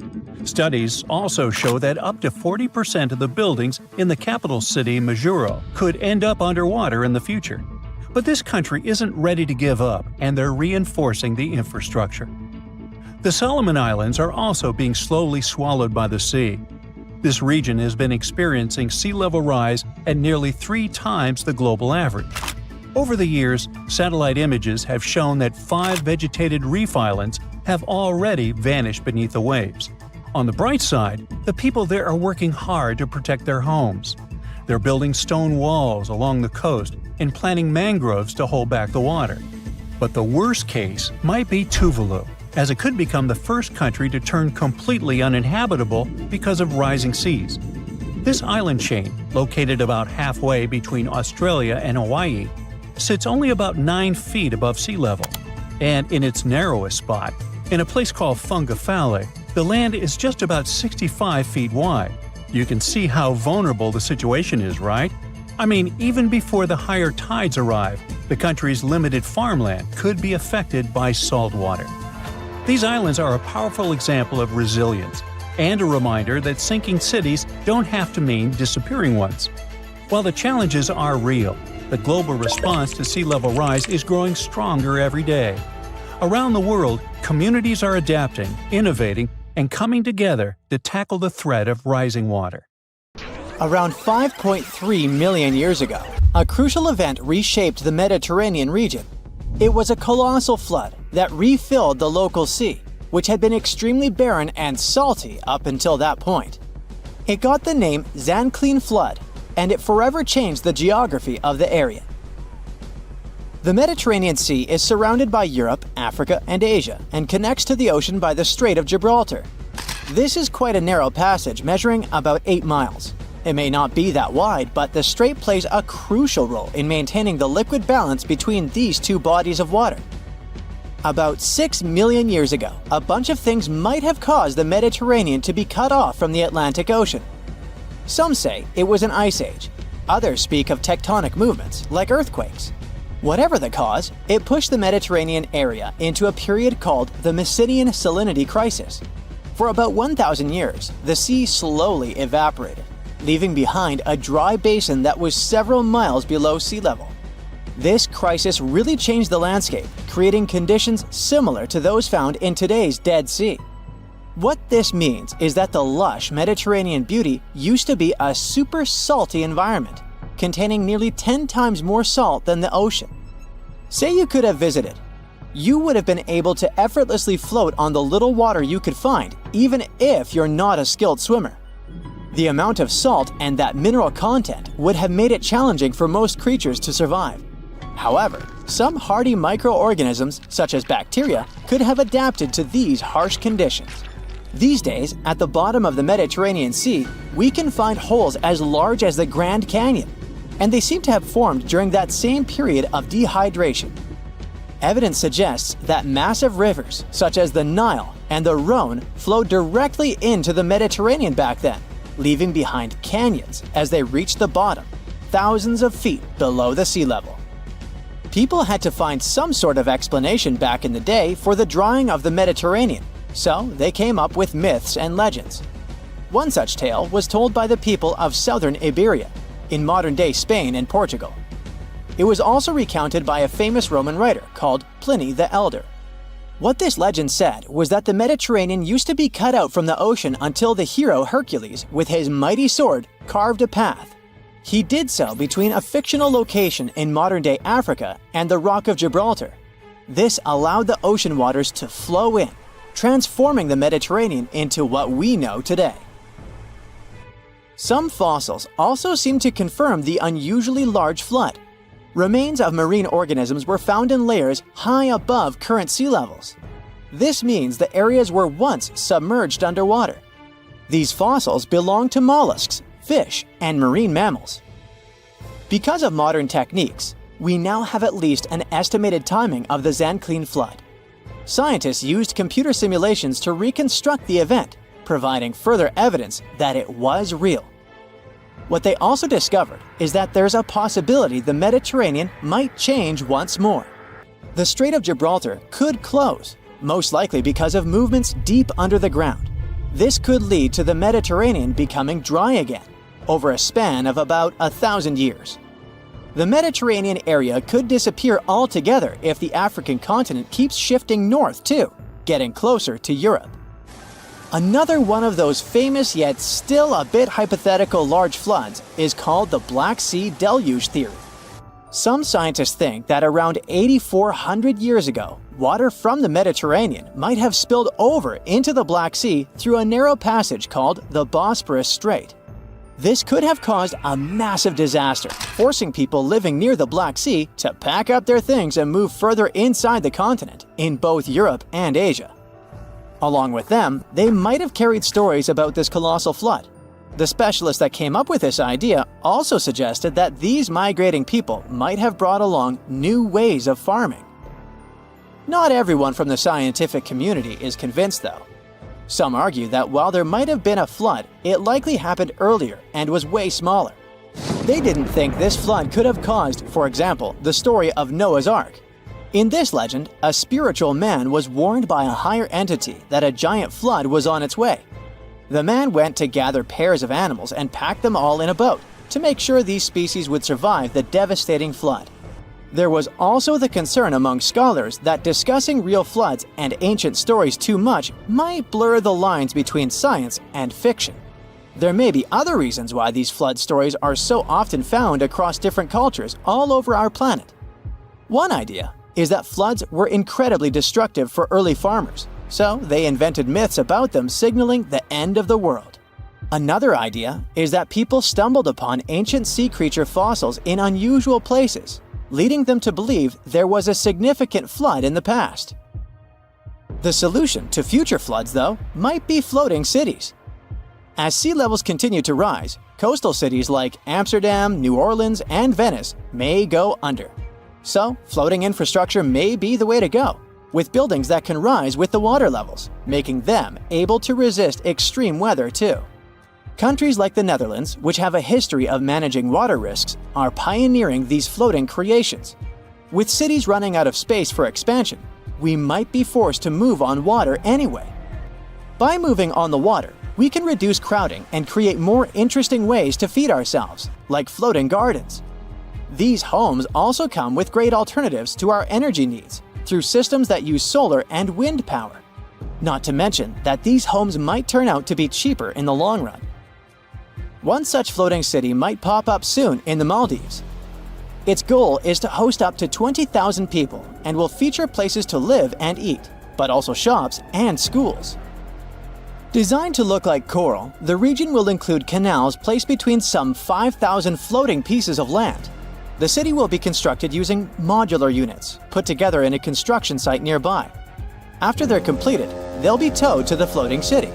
The next step is to secure them to a large underwater concrete hull, which is screwed tightly to the seabed on some steel stilts. All these pieces of construction let the modular units easily move as naturally as the sea. Even for those that are afraid of seasickness, there's a solution. That's what the nearby coral reef is for. It will surround the city, making a natural wave breaker. Human-made coral banks will also be placed underneath the city, which will also help coral grow naturally. The long-term goal is to make the establishment self-sufficient. It will have electricity, mostly from on-site solar power. Waste will be treated nearby and reused as plant fertilizer. Instead of air conditioning, the city will use deep-sea water cooling. This method pumps cold water from the deep sea to cool the area, saving energy. Earth is not the only planet that's seen some serious floods. In ancient times, Mars seems to have experienced them too, and they played an important role in shaping its surface. Recent research reveals that billions of years ago, Mars was heavily affected by some serious river flooding, which contributed to the formation of its valleys and canyons. The reason for these floods was heavy rainfall, which reshaped the Martian landscape in a jiffy, at times even within days or weeks. Unlike Earth, where rivers form pretty slowly, Mars experienced rapid changes because of these floods, particularly around 4 billion years ago. We've known for quite some time that there have been floods on Mars, but this study really showed us their extent. We now know they were more widespread and frequent than previously thought.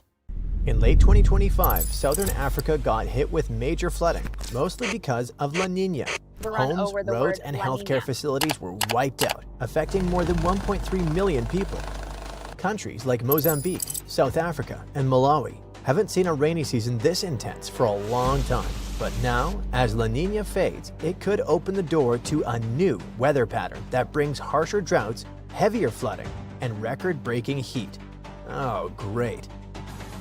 But before we dive into that, let's recap what La Niña is.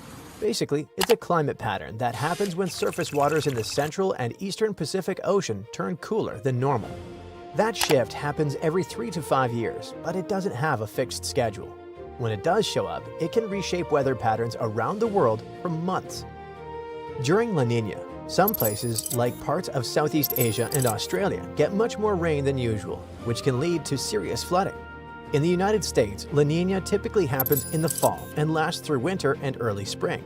It often brings drier weather to the southern U.S., increases the chance of Atlantic hurricanes, and can even cause colder winters. Take California, for example. During La Niña winters, it usually gets less rain, especially in the southern part of the state. Things can get very dry, and this can lead to a drought in the summer. But in the late 2025 season, things didn't go the usual way. Storms came in from the Pacific Ocean and dumped a ton of rain on California. I'm talking record downpours. The rain damaged crops, and it also hit roads and bridges that farmers rely on to get food to market. Experts say irrigation systems may have been damaged or washed out, and fixing them takes time and money. So this time, La Niña is bringing a lot more rain than snow across the west. To give you an idea, snow cover in the region in January 2026 was at its lowest level since 2001, and that's a huge problem because California really depends on snowpack. It's basically the state's natural water storage, because as the snow slowly melts, it helps supply water for farms, cities, and hydroelectric power. With less snow, California could end up with tighter water supplies right as wildfire risk starts ramping up in spring and summer. This isn't the first time the US has seen a weird winter like this, though. Back in early 2023, the world was dealing with La Niña for the third year in a row. And that meant California got slammed by powerful storms, causing about $5 billion in damage.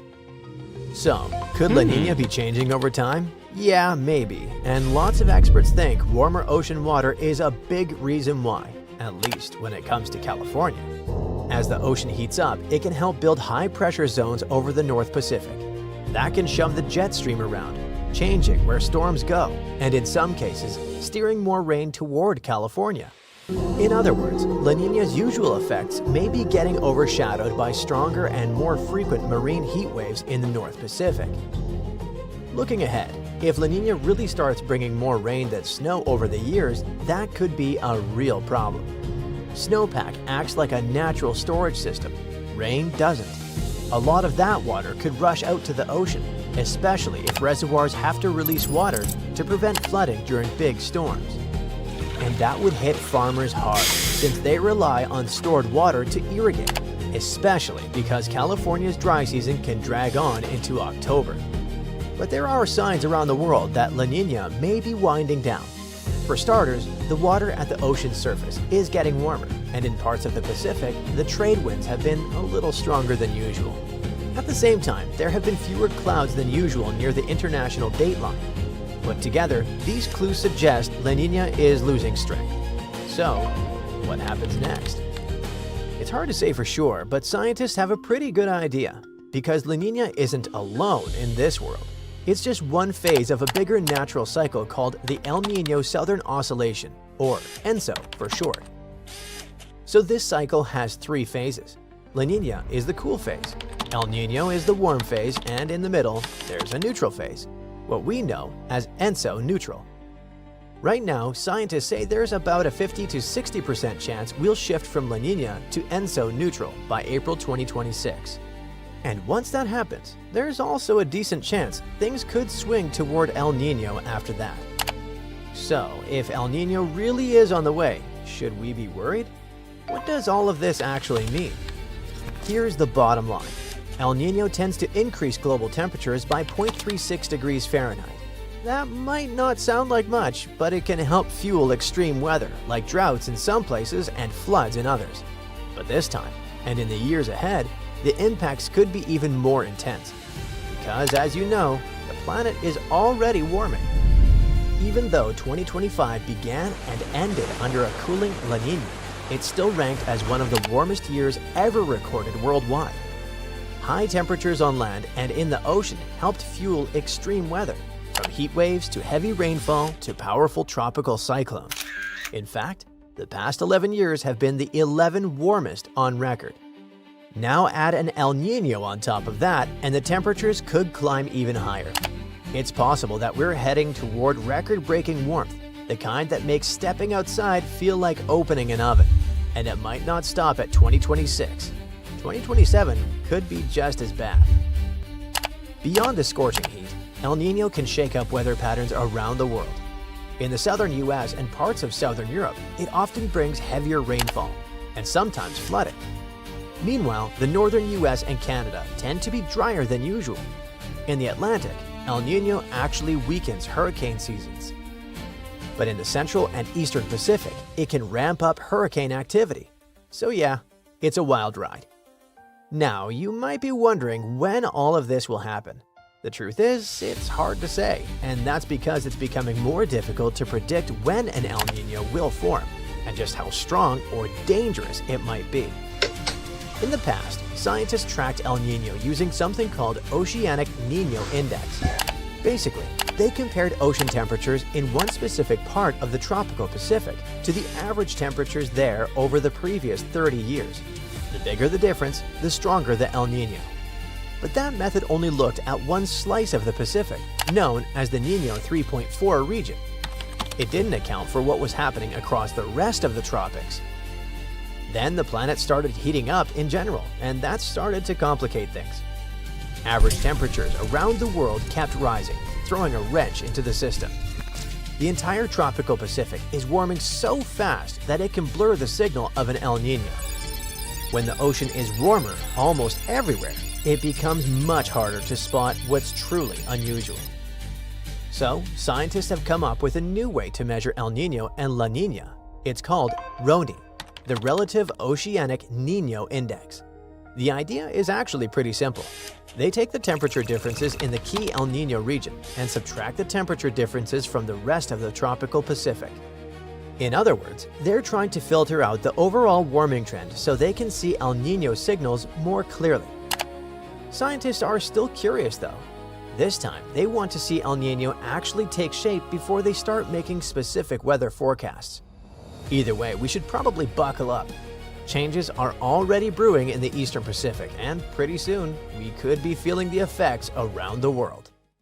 Something catastrophic is going on off the northern coast of California, and it could turn into a real disaster, affecting millions of people and destroying entire cities. Scientists have just found hidden fault lines there, cracks in the earth that no one fully saw before, and it means the region is likely to be more unstable than we thought.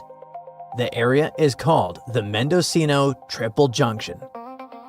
It sits offshore where huge tectonic plates meet and push against each other. For a long time, experts believed only 3 tectonic plates were clashing there. That alone already made it one of the most active earthquake zones in the United States. A massive rupture at the Mendocino Triple Junction probably wouldn't change Earth's climate or destroy the planet, but the regional damage could be catastrophic. A massive quake could trigger tsunamis, fires, landslides, and even flooding. There would be widespread infrastructure collapse across the West Coast. Even worse, the impact might not stay local. Ports, shipping routes, energy systems, internet cables, and supply chains would all take serious hits. It would impact economies far beyond the United States. And now it turns out that there are not 3 plates in that region. There are 5. 2 of them were hidden. They're moving deep below, out of sight. But they still add pressure, and pressure like that builds, spreads, and locks into the crust. Besides, this place is where several large fault systems collide. The San Andreas Fault runs into it. The Cascadia Subduction Zone connects nearby. Another fault cuts across from the side. And all these systems interact, push, and pull at the same time. This creates a zone where the ground is constantly under stress. It may be building in ways we weren't tracking, and some of it could be locking up along hidden faults, storing energy over time. When that energy releases, it won't be a slow, quiet event. In a worst-case scenario, it could trigger devastating earthquakes, potentially reaching magnitude 8. That level of shaking can cause widespread damage across cities, infrastructure, and coastal areas. Millions of people live along this part of California's coast.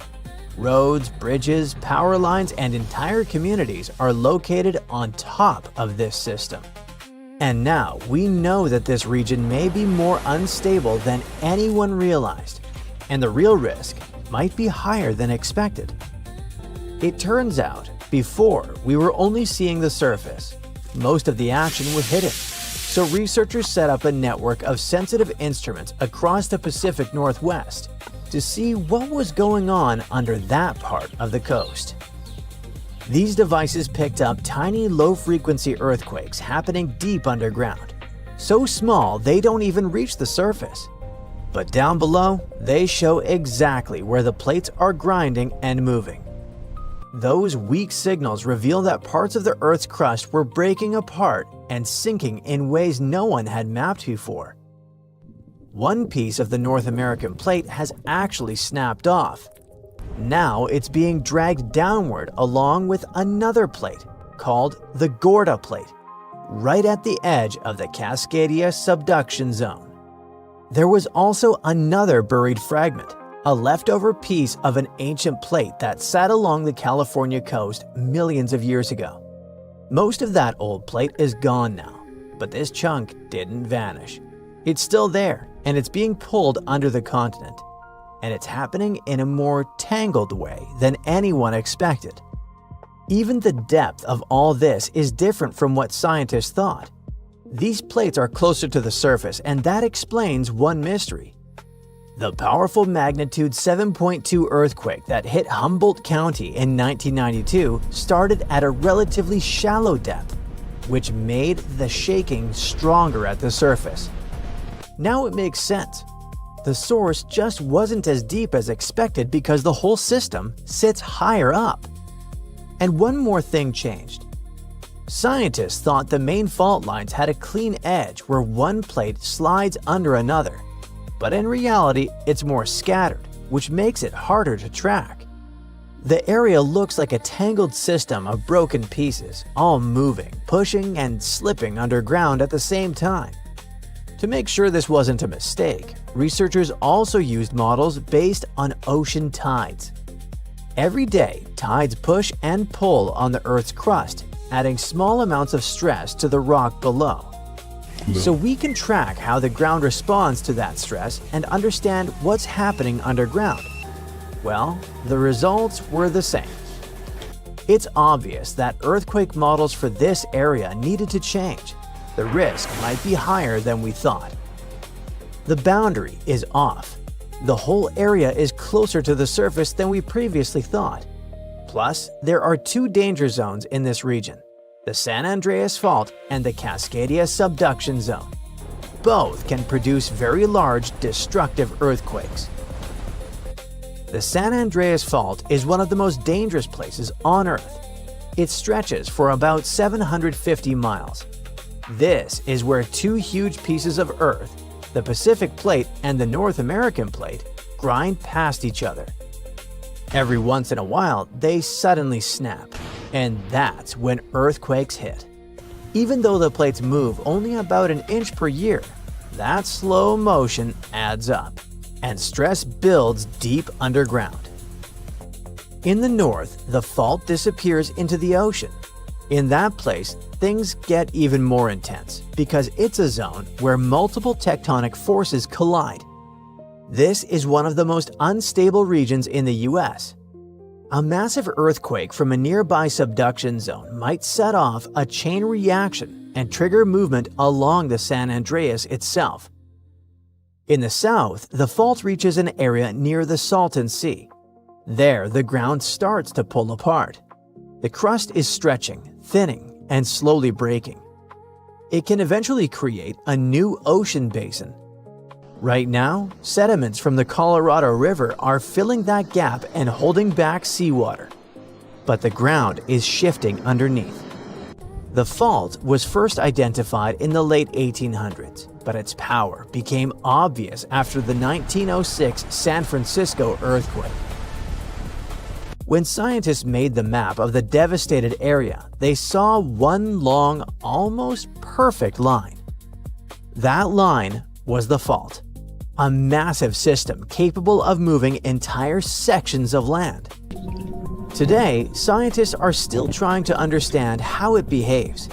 They've even drilled directly into the fault to study it from the inside. This is important because it's constantly moving, locking, and building stress. and no one can say exactly when the next big rupture will happen. As for the Cascadia subduction zone, it's just as dangerous. It runs for about 620 miles, from Northern California all the way up past Oregon and Washington into Canada. But you won't see it on land. It sits offshore, about 70 to 100 miles out in the Pacific Ocean. Down there, a smaller ocean plate is slowly sliding under the North American continent. When this zone ruptures, it can produce a megathrust earthquake, the largest kind on Earth, magnitude 9 or higher. The last time it happened was in 1700. Since then, the plates have kept pushing, and for more than 300 years, stress has been building along the entire fault. When it releases, the shaking could go on for 5 to 7 minutes along the coast, and that would be just the first hit. A quake that big would also trigger a tsunami. Waves could rise over 100 feet high and race toward the coast. In some places, they could arrive in 10 to 15 minutes. That's barely enough time to react. Entire coastal areas could be hit before people even realize what's coming. And the damage wouldn't stop at the shoreline. Cities like Seattle, Portland, and Vancouver are located in the impact zone. Power, water, and communication systems could go down all at once, and millions of people would be affected. The ground could sink by several feet in some areas. In others, it could turn unstable, causing buildings to tilt, slide, or collapse. And since much of the infrastructure in this region wasn't built for shaking this strong or this long, when it happens, it will be a chain reaction: shaking, collapse, flooding, and eventually, isolation. Now, we need to understand the tectonic process in the region, because when it comes to earthquakes, getting the details right can make the difference between being prepared and being caught off guard. A network of deep faults runs right beneath Seattle, and it can shift at any moment, affecting millions of people. The consequences could be as catastrophic as in the past, when a devastating quake lifted the seafloor, collapsed shorelines, and triggered a massive tsunami. It happened in the winter of the year 923. A powerful earthquake hit what is now the Seattle area. It reached around magnitude 7.5, and the impact was terrifying. The ground didn't just shake violently, it shifted.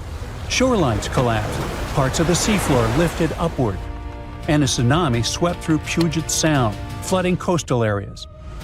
This event came from the Seattle Fault Zone.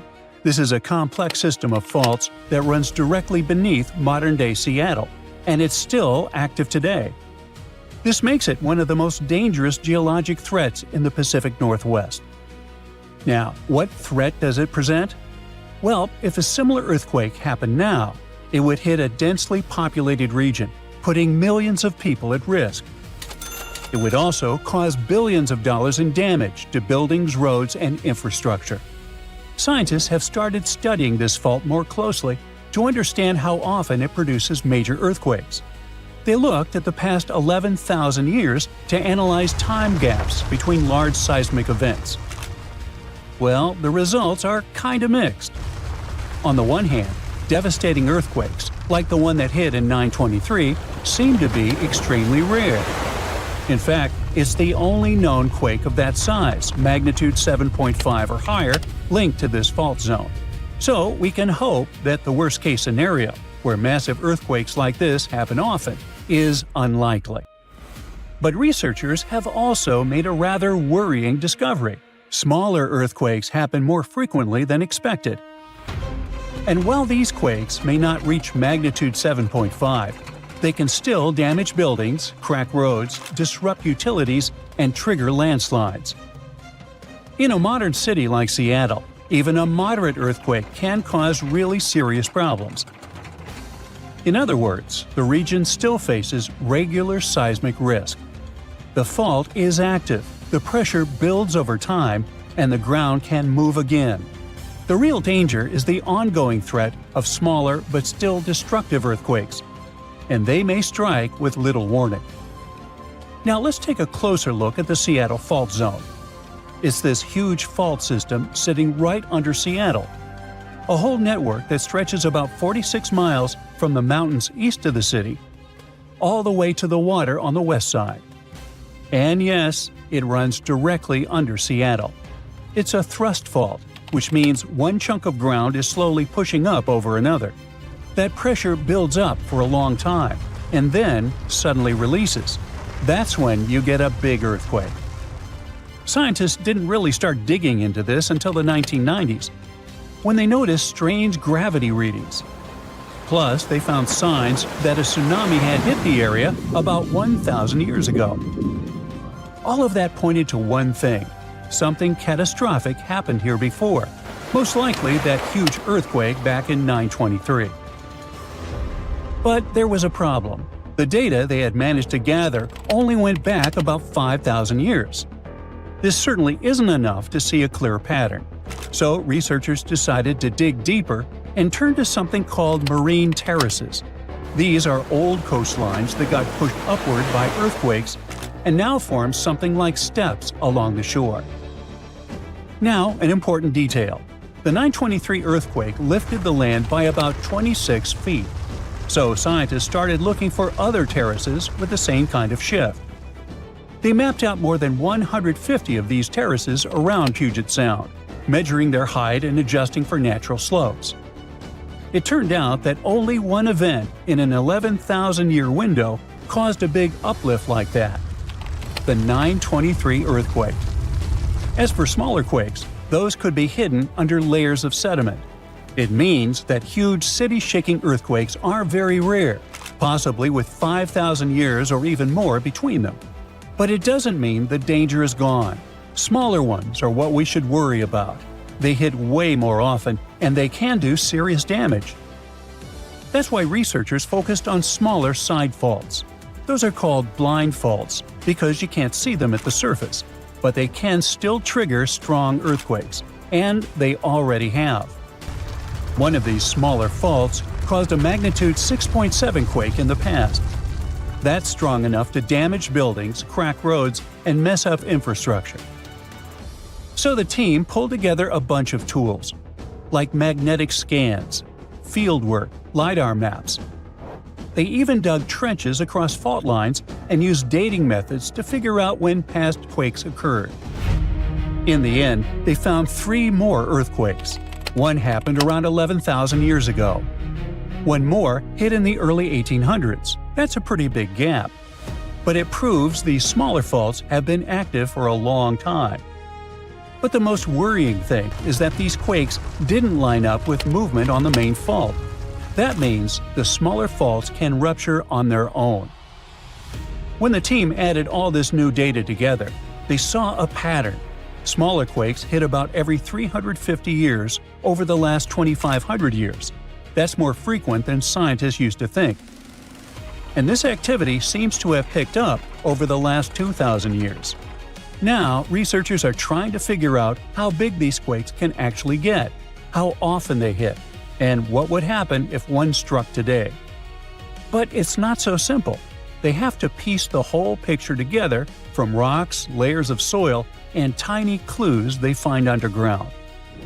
So, where does it leave Seattle? Well, there's a national system called the Seismic Hazard Model.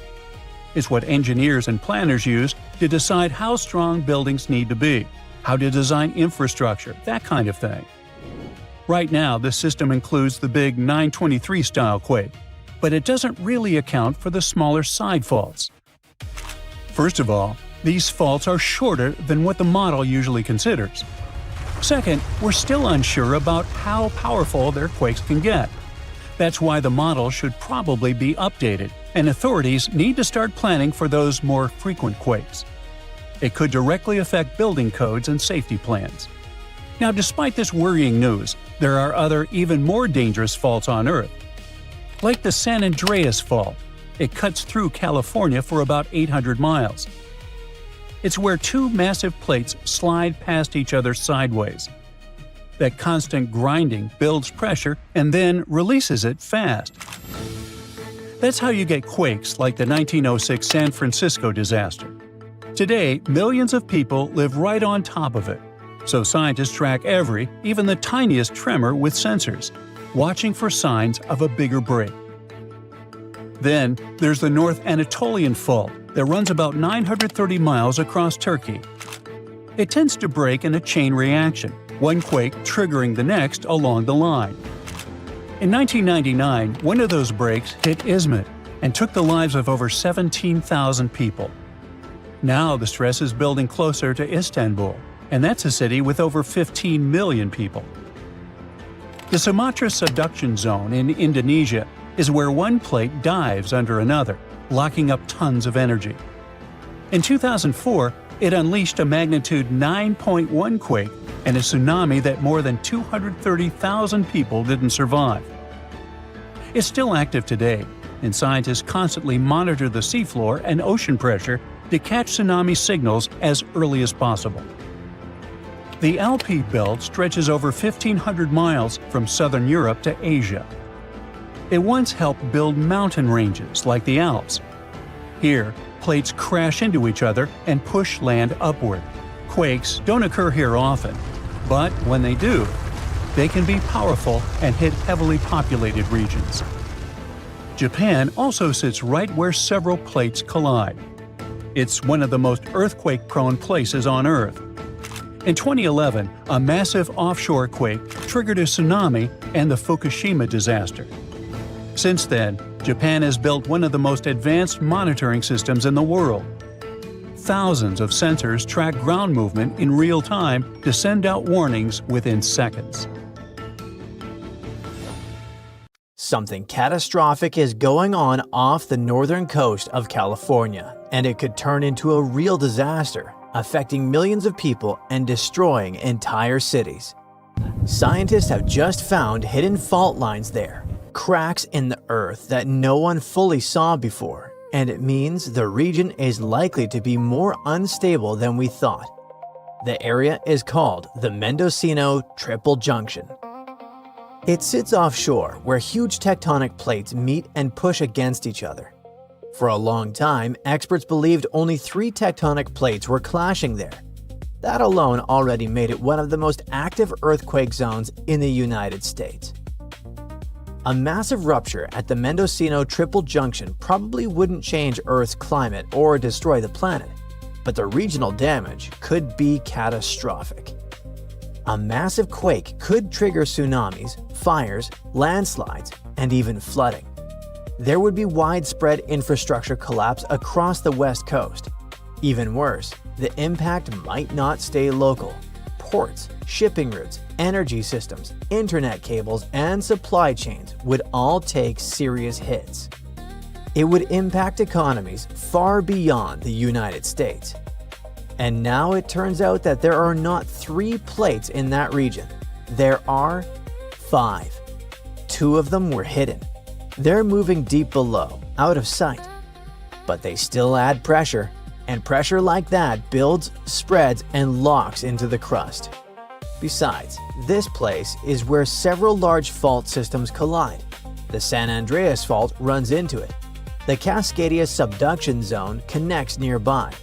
Another fault cuts across from the side. And all these systems interact, push, and pull at the same time. This creates a zone where the ground is constantly under stress. It may be building in ways we weren't tracking, and some of it could be locking up along hidden faults, storing energy over time. When that energy releases, it won't be a slow, quiet event. In a worst-case scenario, it could trigger devastating earthquakes, potentially reaching magnitude 8. That level of shaking can cause widespread damage across cities, infrastructure, and coastal areas. Millions of people live along this part of California's coast. Roads, bridges, power lines, and entire communities are located on top of this system. And now we know that this region may be more unstable than anyone realized, and the real risk might be higher than expected. It turns out, before we were only seeing the surface. Most of the action was hidden. So researchers set up a network of sensitive instruments across the Pacific Northwest to see what was going on under that part of the coast. These devices picked up tiny low-frequency earthquakes happening deep underground, so small they don't even reach the surface. But down below, they show exactly where the plates are grinding and moving.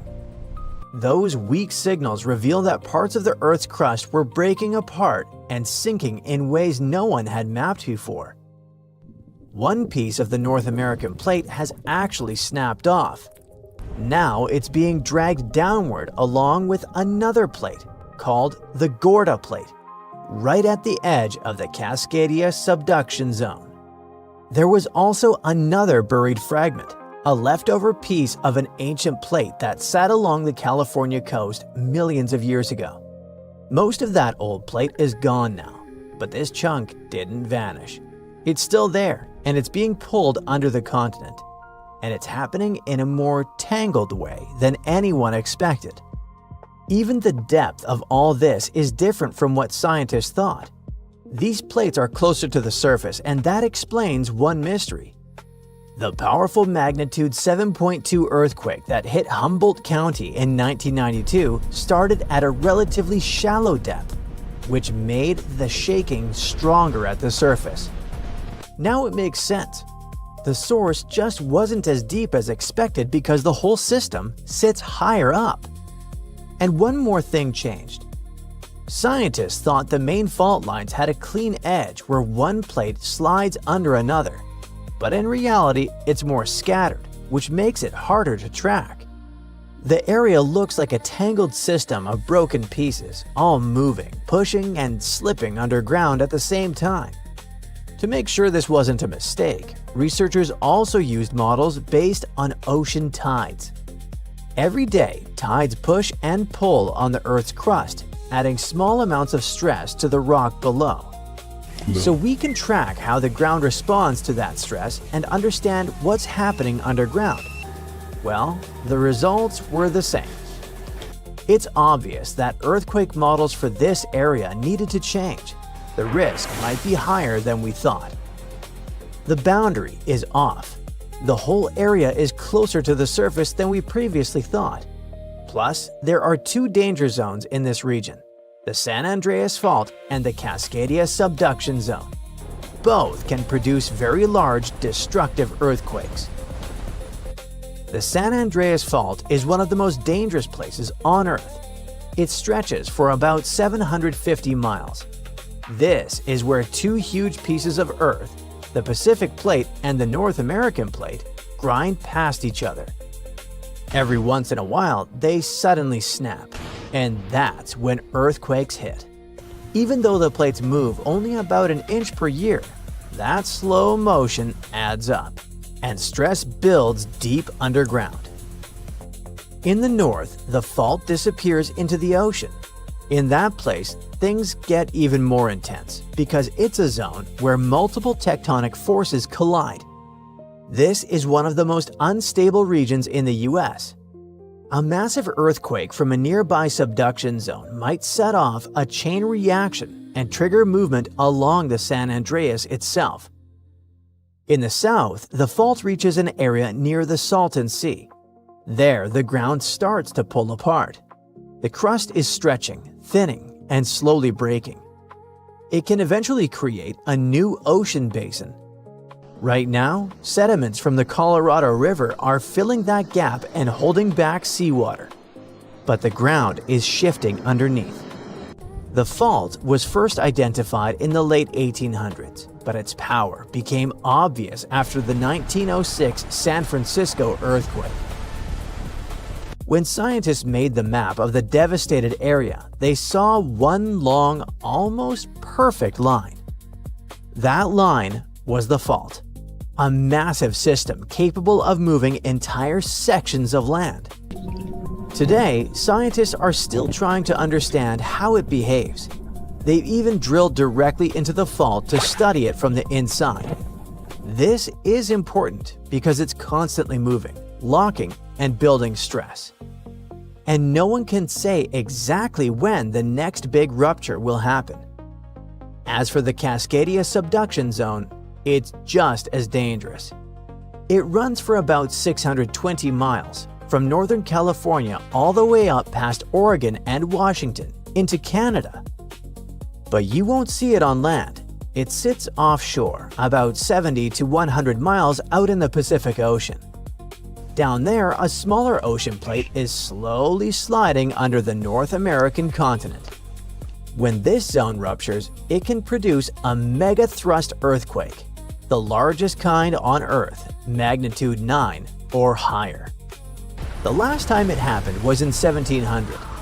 Since then, the plates have kept pushing, and for more than 300 years, stress has been building along the entire fault.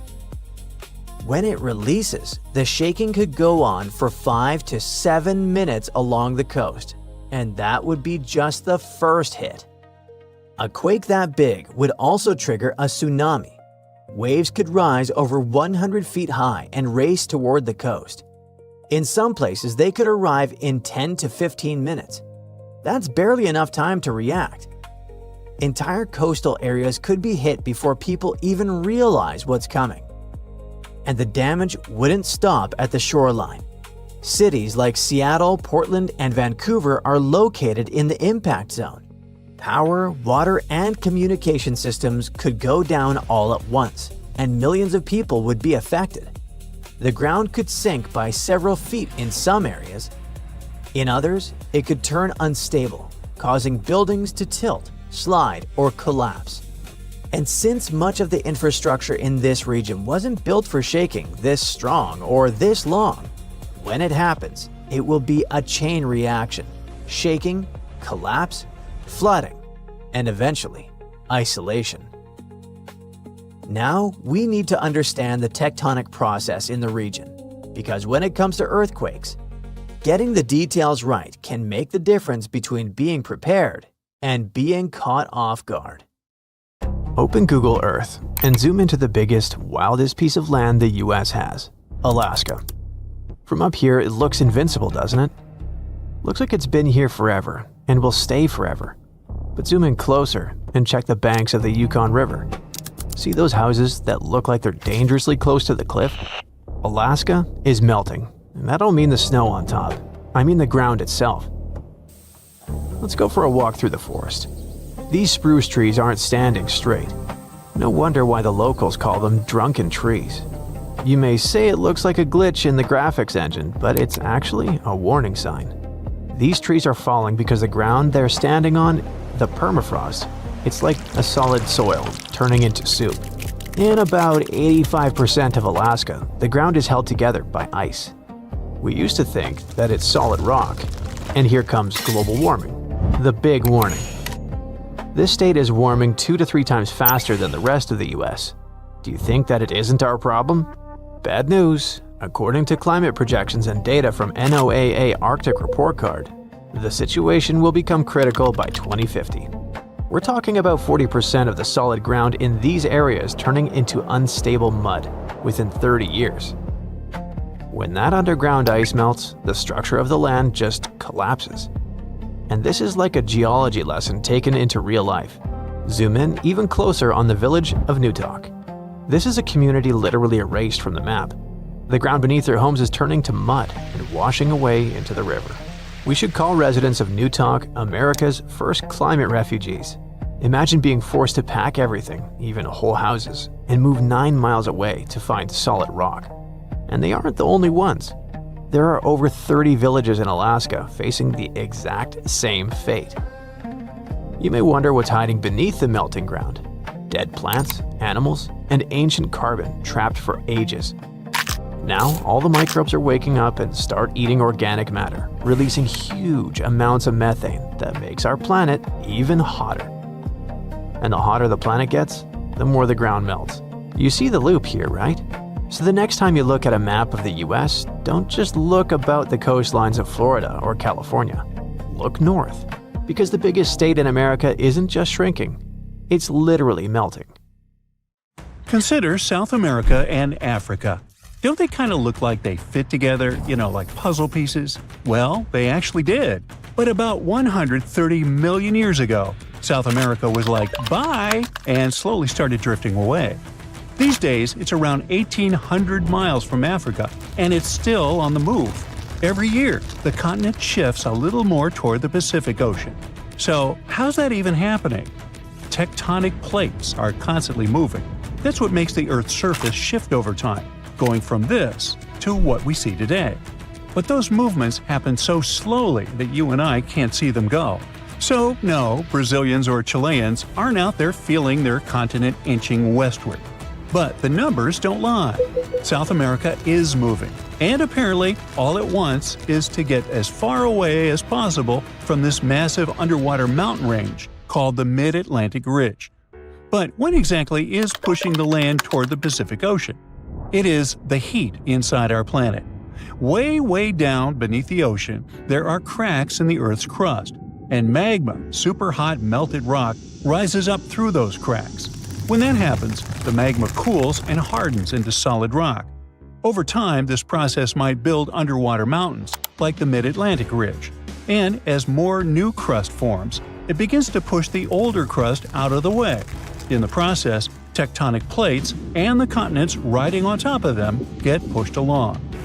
Now, on the other side of South America, over by the Pacific, there is the Nazca Plate. It's heavier and it's moving eastward. Since it is denser, it is sliding underneath the South American plate. This entire process is called subduction, and it's happening at a rate of about 3 inches per year. By the way, the collision between these two plates is what's behind all those breathtaking volcanoes scattered throughout the Andes, and it's also making the continent move. So, if everything goes according to plan, projections show that South America will end up more centered in the Pacific Ocean in the future. But some models suggest something way crazier. Before we get into that, though, we need to clear something up. Why on earth isn't Africa following in South America's footsteps? I mean, shouldn't it be drifting west too? Well, not quite. Africa is doing its own thing, because it sits on the African plate. So the Mid-Atlantic Ridge is located between those two continents, and just like it pushes the South American plate, it also pushes the African plate, but in the opposite direction. It's like this ridge is trying to split up two ex-besties, you know? But there's more. Africa is also being influenced by the East African Rift. That's one of those massive cracks we talked about earlier, but it's happening on land, which makes it extra dramatic. This is what's causing the continent to slowly split apart. It's a long story, but let's just say the rift is pulling Africa in more directions than South America ever had to deal with. Okay, now it is finally time to talk about that crazier thing that might happen to South America and everything around it in the future. Theory number 1. It could break away from North America. I know, super dramatic, but don't panic. We're talking hundreds of millions of years from now, and I won't be around. You see, both continents are moving in the same general direction, but at different speeds. The North American plate is cruising along at about 1 inch per year, while South America is moving a bit faster.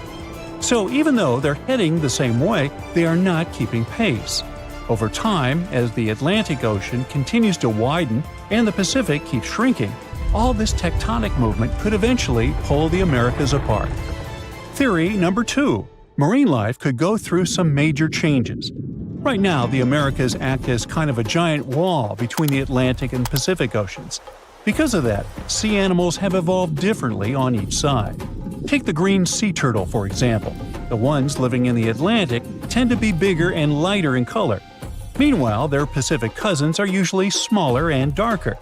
But if, one day, there is no land blocking these two populations from mixing, they would end up with brand new migration routes, new nesting spots, and a lot more overlap in their territories.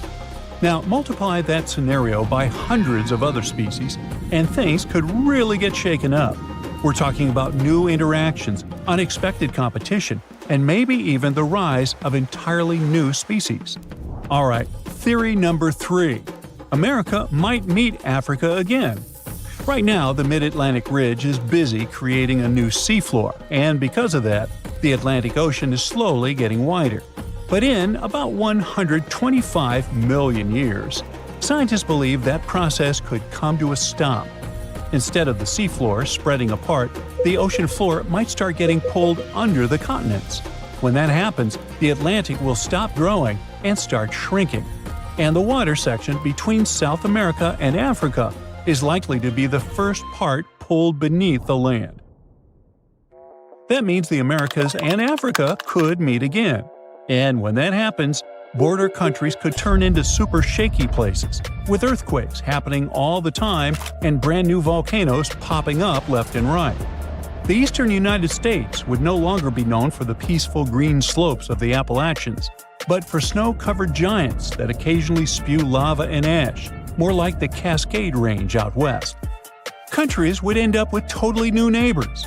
Brazil might line up with Nigeria and Cameroon. Uruguay could be sitting right next to Angola, and Argentina might be sharing a border with South Africa. So if these two continents really do merge, how intense would that be? Well, for starters, this new supercontinent would instantly become the biggest one on Earth, about 1.5 times the size of Asia. And chances are, a brand new mountain range would form right where the continents meet, creating a natural border between nations. Being part of the same massive continent could make a lot of things way easier. For one, tourism could totally take off. People traveling between countries by land without needing pricey plane tickets could be a game changer. But it wouldn't stop there. Other types of economic activity could get a major boost too. Now on one side we have South America, which already produces and sells a wide variety of foods, from wheat to bananas, beef, cocoa, soybeans, hey, you name it. On the other side, there is Africa, exporting things like textiles and clothing. That alone would make them a super powerful bloc when it comes to trading raw goods. But can you name another important thing these two continents have in common? Yep, petroleum. Countries in South America, like Brazil, Venezuela, and Colombia, are major oil exporters. And over in Africa, you've got Nigeria, Algeria, and Libya doing the same. Now, can you see just how powerful that kind of union could be? Meanwhile, let's talk about animals. These two massive lands coming together could lead us to wild meetups, like a capybara sharing space with a Nile crocodile, or a sloth seeing a hyena from the top of a tree. This could even lead to new animal hybrids showing up, like a tabby crocodile or a sloth hyena. Okay, those weren't the cleverest names, and honestly, these animals wouldn't be able to mate or even wouldn't want to. But you get the point, right? It's not all positive, unfortunately. New species showing up could become predators, competitors, or even parasites to the native plants and animals. It would take a long time for things to settle into a new balance in those border regions. But honestly, no one really knows how long it would take. The only thing I do know is neither of us will be around to see it, which is okay. 7,500 years ago, the Pacific floor collapsed. Massive landslides buried the seabed in seconds.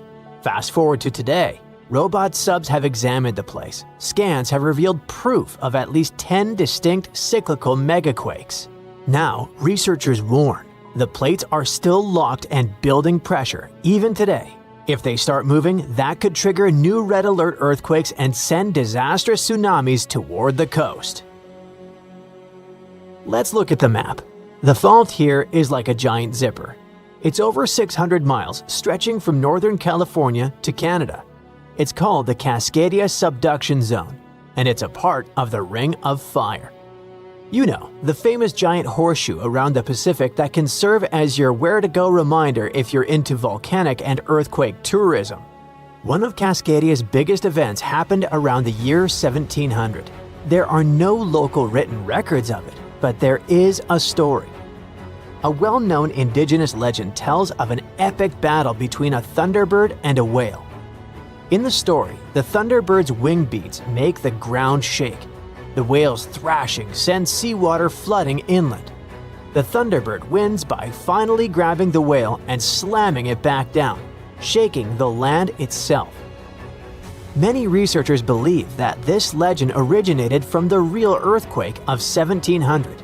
But we don't just have cool myths to give us the full picture. In the early 1700s, samurai officials recorded waves flooding villages and rice fields. But nobody felt the earthquake that must come first. That's why they nicknamed this event the Orphan Tsunami.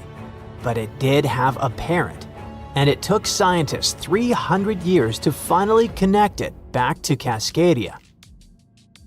To see Cascadia's past, researchers sent robot subs to scan the bottom in crazy detail. They expected to see a simple crack, but what they found looked more like giant underwater steps. Some of those steps are about 33 feet tall, like a 3-story building. That only happens when a big piece of the seafloor snaps off, breaks loose, and slides all at once, not slowly. When that happens, it kicks up a mud avalanche. Picture a jar of dirt and water. Shake it hard, and a fresh layer settles at the bottom. Each layer is basically a timestamp from a huge quake. When scientists counted and dated them, they found 10 separate megaquakes that hit one after the other over thousands of years. That means that Cascadia doesn't let pressure out little by little. It stays stuck for a long time, then suddenly breaks out violently.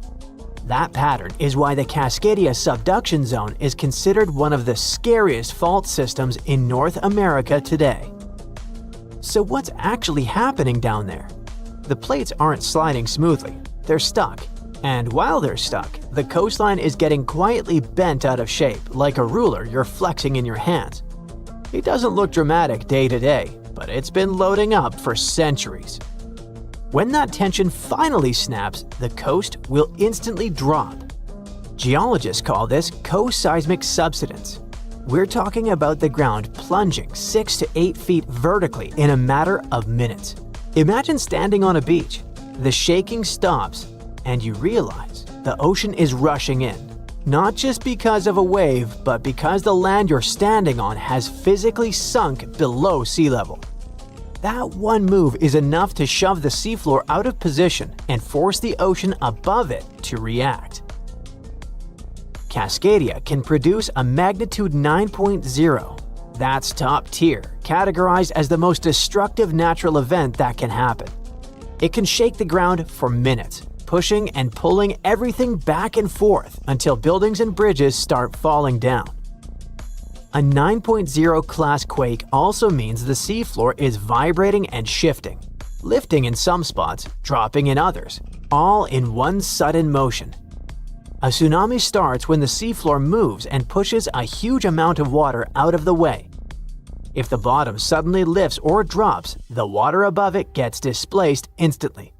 That water has to go somewhere, so it races outward in every direction. Out in deep water, that wave is rarely tall. It spreads out across a long distance, so it can pass under ships without anyone noticing. The danger is speed. In the open ocean, tsunamis can travel around 500 to 600 miles per hour. That's like traveling from New York to Detroit in 60 minutes. Eventually, the ocean starts to pile up, getting taller by the second. Near shore, it can stack up to tens of feet, and in extreme cases, it can run up to 100 feet on land. It swallows the coast, then drags everything back to sea with a violent tug before the next hit arrives. But that's not all. When the fault snaps, it often triggers massive underwater landslides. When a huge chunk of seafloor collapses, it can shove water locally, like dropping a boulder into a tub. In the Cascadia subduction zone, you aren't just dealing with the earthquake's kick. You're getting a 1-2 punch from the shifting crust and the crumbling slopes combined. On parts of the Oregon coast, emergency experts say the shaking could last 5 to 7 minutes, long enough to realize what's happening and still won't be over. Then comes the scariest part. In some places, a tsunami can hit in 15 to 30 minutes. Remember, the earthquake is a warning. If you're on the coast and you feel strong, long shaking, you do not need to wait for a text alert or a siren, or someone on the news to yell tsunami. During the tremors, the basic recommendation is to literally drop to the ground, cover, and hold on, staying away from windows and chandeliers that can fall on you. As tempting as it is, we shouldn't stop to make a reel out of the situation. Before anything happens, make one decision while your brain is calm. Pick the closest high ground and go for it. Not somewhere uphill, an actual spot. If you ever needed a reason to learn your neighborhood, this is it. Your instinct might say, get into the car and drive. But don't. Roads are probably jammed and bridges could be damaged. People who live on the coast already know to keep it practical, with shoes on the bed and a go bag prepared just in case. The danger doesn't end with the first impact because the tsunami waves, well, they come in waves. The initial hit is rarely the largest, and the ocean can continue to pulse in and out for hours. This creates a violent tug-of-war. The receding water acts like a massive vacuum, dragging anything caught in the backwash out to sea. Japan's 2011 disaster is the most recent vivid example of what a magnitude 9.1 can do. The seafloor shifted in a single massive heave, and minutes later, the ocean literally rearranged the coast. A huge wall of water crashed inland, reaching over 100 feet high in some spots, and turning the coastline into a conveyor belt of debris. It was like water turned cars into giant bowling balls and shipping containers into massive metal bricks, smashing ports and drowning low-lying airports and electrical substations. Finally, what do officials say about the timeline for the possible next disaster hitting Cascadia? Well, they can't give us precise dates, but they did announce some odds. For the biggest, scariest earthquake possible, the United States Geological Survey says there is about a 10% to 15% chance it'll happen in the next 50 years. Chances for a quake that isn't the mega version are 1 in 3 in the next 5 decades. Those odds are actually pretty high. But here is why it isn't all that grim. Scientists know this isn't random. Cascadia has a pattern, and patterns are what preparation runs on. We already know how to build for big shaking, and we're getting better at spotting where stress is building. It doesn't mean we can stop the earthquake, but it means we're getting way better at knowing what to expect. In the meantime, just keep a go bag by the door and maybe take a walk around your neighborhood every once in a while. Do you know that our planet has scars? One of them is located in North America. This scar can tell us many cool things about the history of Earth, but the most interesting thing is that it could change the appearance of our continents and break our world. But for some reason, this scar hasn't done it yet. And that's not even the most interesting part. The coolest thing about this scar is that it might hold a giant source of clean, cheap energy. So let's go to Kansas to find out what it is. So, 1.1 billion years ago, a giant rift formed in the crust of our planet on the territory of the modern U.S. Midwest. It's called Broken Heart. This giant crevice is filled with solidified magma, and from afar, it looks like a real scar. But how did it show up? Broken Heart was an ancient rift valley, a huge geological fault forming elongated hollows in the Earth's crust. It occurred because tectonic plates had moved apart. It's like the details of a jigsaw puzzle that suddenly started to separate. At that moment, thousands and even millions of tons of magma spilled out from the depths of our planet. That event looked like a real apocalypse, lasting about 100,000 years. But then it stopped, and scientists don't know why. If the rifting process had lasted longer, then most likely, the continent of North America would look different today, or it wouldn't even exist at all. Right now, this fault looks like a giant horseshoe that stretches from Kansas north to Lake Superior and south to Michigan. But some studies indicate that the fault may be larger and extend even further south, and the width of the fault might equal the width of the Red Sea. After the rifting stopped, the entire valley got covered with hills and trees. The fault itself is covered with a thick layer of sedimentary rocks, so it's quite difficult to track. The most noticeable parts of the rift are in the Lake Superior area. Now everything looks calm and beautiful, but in the past, there were fountains and rivers of lava, earthquakes, a boiling pot on a planetary scale. All that remains of it are deposits of basalt, a dark, dense rock that forms from cooled lava. There was so much basalt that its weight pushed the valley deeper and deeper into the Earth's crust.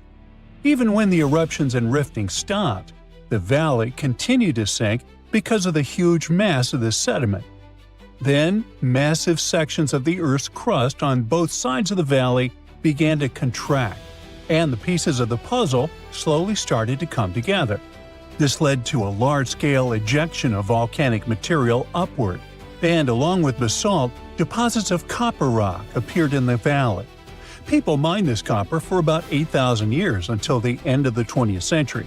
The copper mines were eventually shut down, but now it seems the industry is making a comeback. However, Broken Heart is not interesting to people just because of its copper reserves. It holds something more valuable and useful for our civilization.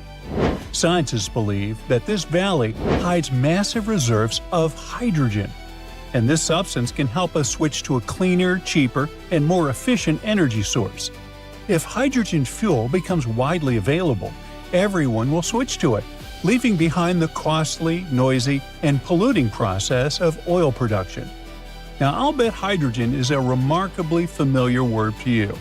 It doesn't sound like the discovery of the century, and people have been using it for a long time. On one hand, you're right, but not quite. 90% of the hydrogen produced by humans is used as a raw material for the chemical industry. Hydrogen is used to produce ammonia for fertilizers, methanol for fuel and solvents, and to purify crude oil. Manufacturers of glass, cement, steel, and other metals are considering using hydrogen at their factories for more efficient production. Hydrogen can become an alternative to fossil fuels, that is, oil and gasoline produced from them. Cars, ships, trains, airplanes, and power plants, all of these may switch to hydrogen soon. In this case, production can become cheaper and better for nature, but this will work only if we find open sources of hydrogen.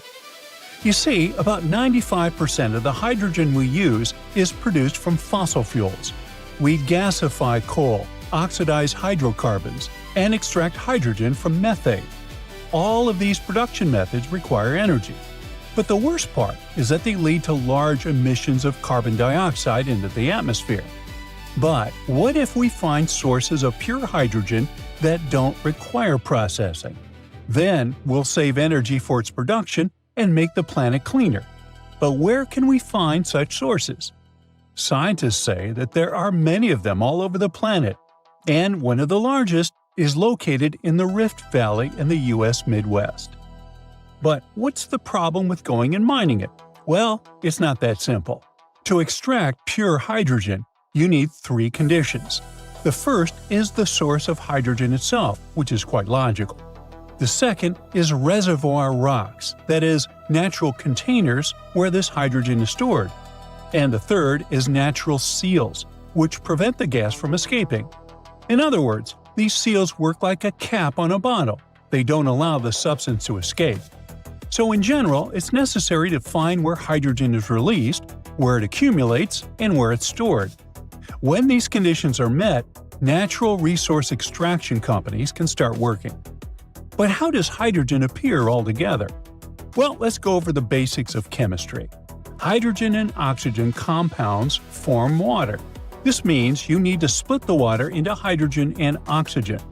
This process often occurs in nature. There are many places all over the planet where this happens. Scientists are confident that at least 30 U.S. states have hydrogen reservoirs, and if people detect them, we will accelerate the energy transition to safer and more efficient fuels. Thousands of cars drive around using gasoline. Many of you know the smell of exhaust fumes, that thick polluted air that's hard to breathe. What about electric cars? They must be improving the situation, right? Well, here's another problem. Producing batteries for these vehicles harms nature. The materials used to make batteries are lithium, cobalt, and nickel. Their extraction involves a large release of toxic materials, not only into the air but also into the water. Transporting these batteries also creates a large carbon footprint. Producing a single electric car emits about 4 tons of carbon dioxide. To make up for that, the owner needs to drive it for at least 8 years. That's how long it takes to offset the emissions a regular car would produce. What about reliability and convenience? What will you do if the battery runs out during the trip and there are no charging stations nearby? This problem will be solved in the future with the growing popularity of electric cars. Now, scientists believe that over the past billion years, the Earth's crust has split enough water into hydrogen and oxygen. Our planet keeps this gas in the ground, waiting for us to start using it. According to calculations, even considering all the technologies and production capacities of our civilization, the reserves of hydrogen in the bowels of the planet are enough to supply us with energy for 170,000 years. That's why the giant rift in Kansas attracts scientists from all over the world. Huge quantities of basalt and other rocks can react with water to release hydrogen. And now scientists are looking for places where this material accumulates and is stored. Yellowstone is the internet's favorite doomsday volcano. Maybe you heard the prediction. One super eruption, then a continent dusted in ash and temperatures going down. A perfect disaster movie scenario. Yet, geologists worry about a different kind of volcano. One that won't explode only once. It could rip the ground open, flood the entire continent with lava, and make the air unbreathable. And we know this because it happened before. Right now, researchers think there might be around 20 supervolcanoes scattered across the planet. Short story, we fear those. Long story, a major supervolcanic eruption could collapse modern society as we know it. A normal volcano can cause a local disaster. It can wipe out a city and turn a region into a no-travel zone. When Mount St. Helens exploded in 1980, it was huge. The eruption blew the top off a mountain and flattened forests like knocking down dominoes. It showed the world just how scary volcanoes can be. But in geological terms, it's nowhere near what a supervolcano could do. Mount St. Helens threw out roughly a third of a cubic mile of ash, enough to make a football field pile about 150 miles high. For comparison, a supervolcano could bury the entire state of Texas 5 feet deep, and Texas stretches about 800 miles. Volcanoes like St. Helens are mountains that build up over time, layer after layer, like nature stacking spilled wax. They erupt, they cool, they erupt again, and you end up with a cone that looks cool in photos. A supervolcano is like a hidden pit. It resembles a giant underground tank of molten rock covered in a thick slab of crust. Imagine the magma chamber like a huge underground room, and the ground above it is the ceiling. During a super eruption, cracks rip open across that ground and magma forces its way up through them, like steam blasting out of a pressure cooker. Ash and gas roar high into the sky. It can start in multiple spots across a wide area, not one neat hole. The magma chamber underneath can empty so violently that the roof above it collapses, the land drops, and what's left is a massive bowl-shaped scar called a caldera. And Yellowstone is the prime example. About 631,000 years ago, Yellowstone had a massive eruption and it left behind a giant caldera about 30 by 45 miles across. Now it's a national park, but it's also basically a footprint, like a warning. If Yellowstone erupted again, the first super hot clouds of ash and gas could blast outward and burn everything nearby. Then the ash would spread. And ash is not like the fireplace dust. It hurts to breathe. It wrecks engines, and it can shut down flights and machines. Regular volcanoes mostly hit the area around them with lava. A super eruption turns the air itself into a real danger. Ash spreads far and jams the things we depend on. High up, sulfur can turn into a thin haze that will block some sunlight. That can cool things for a while and mess with growing seasons, even far from the eruption. And winds can spread that effect well beyond the US. However, geologists worry about something even worse. A kind of eruption that can keep going in waves and cover huge regions in lava. It's called a large igneous province. It's not one volcano, It's a whole stretch of crust that starts leaking lava through long cracks over and over for a long time. Instead of one giant explosion, it's more like Earth turning on a lava faucet that just keeps going. Imagine a crack in the ground hundreds of miles long. Out of that crack comes a sea of lava. But this isn't the sticky, slow stuff you see in Hawaii. This is hot, runny, fast-moving lava, and it doesn't stop. It spreads, floods low spots, stacks into layers, and then does it again. And that's what makes LIPs scarier than a supervolcano. They drag on. They can erupt in repeated pulses over hundreds of thousands to a few million years. We have scars to prove it right here in the US. About 17 million years ago, the Pacific Northwest ripped open and created the Columbia River basalts. Lava did not just coat the land, it drowned it. The total amount that erupted was around 42,000 cubic miles. That's enough to cover the whole US in lava about 58 feet deep. But how can Earth produce enough lava to bury a mountain range? It's because the planet is still churning inside. Imagine Earth like a pot of thick tomato soup sitting on a stove. Earth's core is the stove, and it's extremely hot. The soup is the mantle, a thick layer of rock that moves slowly.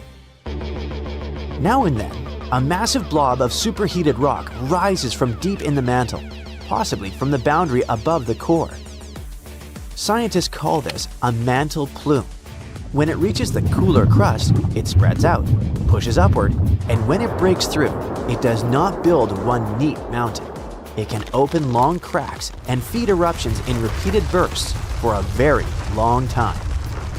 However, while lava burns everything in its way, it's not what wrecks the planet. The gas does. These eruptions release huge amounts of carbon dioxide and sulfur, and we can assume the consequences of that because it happened before, and not just once. About 252 million years ago, a massive LIP eruption began in what is now Siberia. It lines up with the worst extinction event in Earth's history, the Great Dying. Around 90% of species disappeared. Huge amounts of gas flooded the air and trapped heat. The ocean soaked up some of that gas and turned more acidic. Acid rain fell again and again. Life on Earth crashed. Scientists believe that in the last 500 million years, there have been 16 major extinctions like this, and that 15 of them line up closely with LIP timing. These geological formations changed Earth so many times, and scientists now wonder, what if Yellowstone and that massive lava flood in Oregon are actually a part of the same system? Look at Idaho from space and you see a long, flat track across the state called the Snake River Plain. It points from the old lava flood region toward Yellowstone like a trail. That path exists because Earth's surface moves. The outer layer is split into giant plates that slowly slide. Under Idaho and Yellowstone, a deep, hot zone keeps feeding eruptions. As the plate moves, the eruption zone shifts with it, leaving a long trail behind. That's why the rocks get older the farther you go from Yellowstone. It's the same heat source, just a moving target. And if you roll the plate's motion back far enough, that trail points closer to where the Columbia River basalts formed. That's why some geologists think the Northwest lava flood and Yellowstone could be connected parts of one long-lived system. Finally, if it's all part of one big apocalyptic system, is it time to pack the bags and flee to Mars? Will it happen again soon? Even if they share the same story, that does not mean the worst part is coming back soon. The lava flood chapter played out millions of years ago. Today, Yellowstone is simply where that deep heat shows up at the moment. And sure, it can erupt again, but the most likely eruption isn't some giant doomsday blast.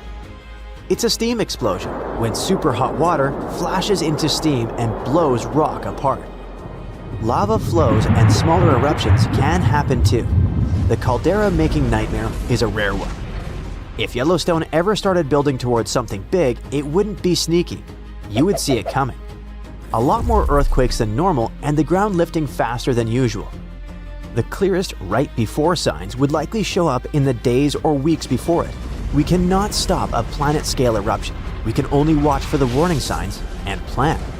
But hopefully, if the planet decides to get rid of us, by the time it starts sending warnings, we'll already finish turning Mars into our new home. Mount St. Helens is exploding. A massive earthquake is ripping through the area, and a side of the volcano is giving way, crashing down in a deafening landslide. A towering wall of rock, ash, and debris is roaring down the valley, flattening everything in its path. Then comes the blast, a sideways explosion of superheated gas and volcanic debris. Trees are snapping like matchsticks. Homes are vanishing under an ash cloud so thick it blots out the sun. Ashfall rains down on towns hundreds of miles away. People are scrambling for masks and fleeing roads blocked by mud flows called lahars, toxic rivers of volcanic mud. The air fills with dust. Emergency sirens scream. Airports shut down. Hospitals fill with people struggling to breathe. The sky glows eerie orange as lightning storms ignite within the ash cloud overhead. This nightmarish scenario might play out very soon. Mount St. Helens, the famous volcano that blew its top in 1980, is acting a bit restless lately. According to the U.S. Geological Survey, about 350 earthquakes occurred from February to June 2024, and 12 more from September 2024 to January 2025. It was like a bunch of tiny tremors throwing a party underground. Most were so tiny you wouldn't even feel them. But on May 31st, 2024, there was one that hit magnitude 2.0. It's just strong enough that if you were nearby, you might have felt a little rumble. Don't freak out yet though. Over 95% of those quakes were super small with a magnitude less than 1.0. Scientists say this is the biggest burst of shaking since the volcano last erupted in 2008. But the volcano has already done this before. In the late 80s and 90s, it didn't blow up, so more earthquakes didn't mean an eruption is guaranteed. What's really going on might be something called a recharge, which is like the volcano's version of refueling. Magma, the hot melted rock, slowly climbs up from deep underground and fills a big underground magma chamber about 2.5 to 6 miles down. When magma fills this tank, it can cause a lot of stress underground, which makes the ground shake. Right now, there's no other sign that the volcano is about to blow. No weird ground bulges, no extra gas leaks, no heat spikes. The USGS says this level of shaking can go on for years without anything major happening.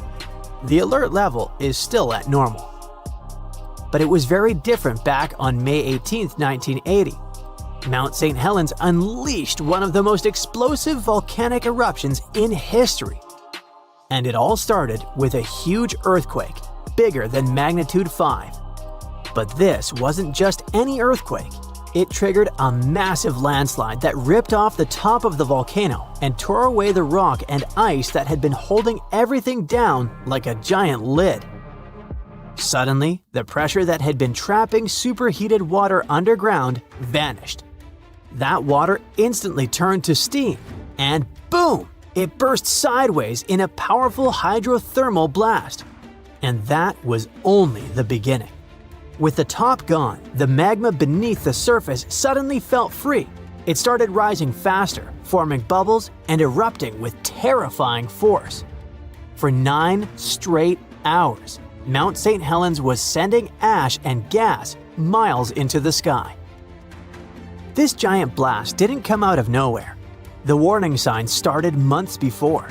On March 16, 1980, tiny earthquakes shook the volcano for the first time in years. By March 27, after hundreds of quakes, Mount St. Helens had its first little steam eruption in over a century. It threw ash and rock into the air and blasted a crater in the icy summit. The volcano kept getting angrier. That crater grew fast and cracks spread across the summit. At the same time, Eruptions went from one every hour in March to one every day by April. Then things quieted down for a while. Few people realized that the danger was just beneath the surface. By May, over 10,000 earthquakes had rattled the mountain. The north side of the volcano swelled outward, growing about 450 feet. It was a bulge so huge that it looked like the mountain was about to explode. Scientists knew that magma was pushing up inside, creating a hidden cryptodome, a giant underground pocket of molten rock. And then it blew, shattering the mountain and changing the landscape. On May 18, 1980, exactly at 8:32 a.m., a magnitude 5.1 earthquake hit Mount St. Helens. Without any obvious warning signs, the entire north side of the volcano, the part that had been bulging out for weeks, suddenly broke loose and slid away in a massive landslide. This wasn't just any landslide, it was the largest debris avalanche ever recorded on Earth. Imagine a giant mass of rock, dirt, and trees rushing downhill. It was like dumping 1 million Olympic swimming pools full of stuff into the valley. When the cryptodome got ripped away, the pressure inside the volcano dropped incredibly fast, and this sudden pressure release triggered a huge sideways explosion that tore through the landslide debris. This lateral blast was insanely fast, over 300 miles per hour, and it ripped through everything in its path. Trees were uprooted, forests flattened, and a giant cloud of ash and hot rock shot straight up into the sky. In just 15 minutes, that eruption cloud soared more than 80,000 feet high, way higher than an altitude of 35,000 feet, at which commercial airplanes fly. The blast destroyed an area nearly 19 miles wide from west to east and stretched over 12 miles to the north. In the zone closest to the volcano, almost no trees were left standing. At the blast's far edge, the remaining trees were scorched and burned. A huge area, about 230 square miles, was covered by a thick blanket of hot debris. That sudden release of pressure also affected the volcano's plumbing system, all the way to the underground magma chamber. With less pressure holding it back, the superhot magma suddenly expanded and rushed upward toward the surface. Starting just after noon, fast-moving pyroclastic flows, superhot clouds of gas, ash, and debris, raced out of the crater at speeds between 50 and 80 miles per hour. Those flows formed what we now know as the pumice plain. Scientists say the eruption hit its most powerful stage between 3 and 5 p.m. When the violent phase finally ended, the summit revealed a brand new giant crater shaped like an amphitheater. All day long, the winds carried over 540 million tons of volcanic ash east across the United States. The ash was so thick, it caused total darkness in Spokane, Washington, about 250 miles away. Ash also fell as far as central Montana and could even be spotted hundreds of miles farther east, all the way to the Great Plains, which is over 900 miles from the volcano. The massive ash cloud spread across the entire US in just 3 days and then circled the entire planet in just 15 days. But there was one more problem. The hot gas and rocks were so wild and fast that they melted and ripped up a lot of the snow and ice sitting on top of Mount St. Helens. That sudden rush of melted ice and water mixed with loose dirt and rock, creating fast-moving, dangerous mud flows called lahars. Those lahars tore down the mountain into the river valleys, and the biggest, nastiest lahar hit the North Fork Toutle River. As this muddy, powerful flood barreled downstream, it picked up more dirt and debris, growing bigger and stronger. It smashed through bridges, crushed homes, and finally slammed into the Cowlitz River, reaching its peak size around midnight, about 50 miles away from the volcano. The whole natural disaster took the lives of more than 50 people. After the eruption, the mountain looked like a wasteland, and scientists wanted to see how life could start fresh in such a harsh place. So, their unusual plan was to release a few gophers to dig around the barren soil. Those busy burrowers churned up ash and volcanic debris, digging deep enough to bring buried bacteria and fungi back to the surface. Tiny microbes, especially mycorrhizal fungi, are crucial because they help plants get water and nutrients. It's like hooking roots up to a nutrient highway. Within 6 years, places where gophers worked got covered with over 40,000 plants. At the same time, nearby untouched areas stayed mostly lifeless. The fungi helped plants grow in the soil that was otherwise nutrient poor and lifeless. Even old-growth forests buried under ash bounced back quickly, thanks to their own fungal networks. But where forests had been clear-cut before the eruption, no such comeback happened. No trees, no fungi, just burned soil even decades later. The floor is lava! Haha, just kidding. But honestly, it's kind of falling apart. You might not feel it yet, but a huge part of North America has already lost 37 miles worth of rock from its foundation. And no, this isn't about earthquakes or giant sinkholes. It's about the continent losing pieces of the very thing that keeps the ground from wobbling around like a bad carnival ride. A team of researchers has just dropped a geological bombshell. Part of North America's ground is thinning out like a very sad, very slow ice cream drip. How do they know? They basically gave Earth a high-tech full-body MRI and created 3D maps showing how rocks once considered indestructible are now melting away into the planet's guts, like an upside-down cheese pizza inside an oven. But to really understand this mess, you first have to meet my old friends, cratons. Cratons are like the roots of the continents. They're thick, tough, and ancient. We're talking billions of years old. These bad boys survived meteor impacts, supervolcanoes, and even the tectonic movement of plates. If the plates got into fistfights, for example, you can bet we would see mountain ranges being born. If they got a divorce, drifting apart from each other, then a whole new ocean would be born. All of these things leave scars on the surface of Earth, but the cratons seem to always remain unfazed, like the cockroaches of geology. And since a craton can basically get punched in the face and feel nothing, scientists always assumed these things were nearly indestructible. But then, a group of researchers took their fancy machines to the test and realized that, wait, the cratons are falling apart? How? Enter the Farallon Plate, a really ancient tectonic plate that started to slide under North America's major plate over 100 million years ago. This is a pretty normal process, actually. It's called subduction, and it's how Earth recycles rocks and keeps itself from overheating. This subduction thing has been happening for so long that, by now, the Farallon is almost 400 miles away from the craton, sitting pretty chill at the lower mantle, weirdly close to the outer core of our planet. But the Farallon has been causing trouble, like that one roommate who moved out but keeps leaving weird stuff in the fridge. You see, as it sinks, it tugs on the bottom of North America's foundation, stretching it out and causing pieces to fall off into the deep mantle. And if that wasn't enough drama, the sinking Farallon has also leaked water and carbon dioxide into the surrounding rocks, making the craton even softer and easier to shred apart. Thanks, Farallon. Very cool of you. By studying hundreds of earthquakes across thousands of monitoring stations, scientists have confirmed the story. Big chunks of continental material are dripping downward, thinning the craton by as much as 37 miles. That's more missing rocks than can fit into a milk carton. Sounds dramatic, right? But don't worry. This is happening at a snail's pace.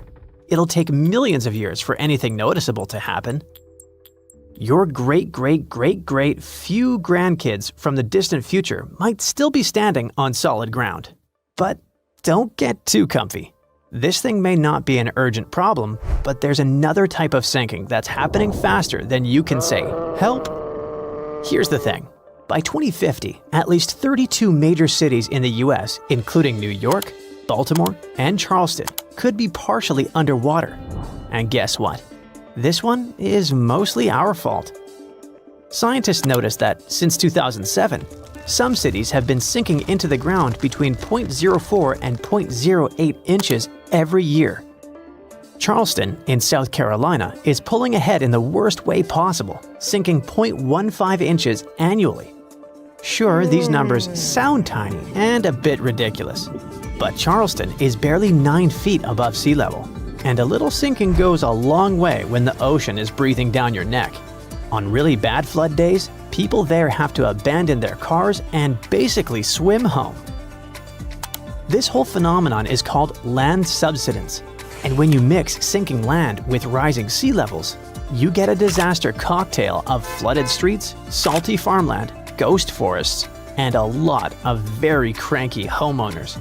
And it doesn't stop with just homes.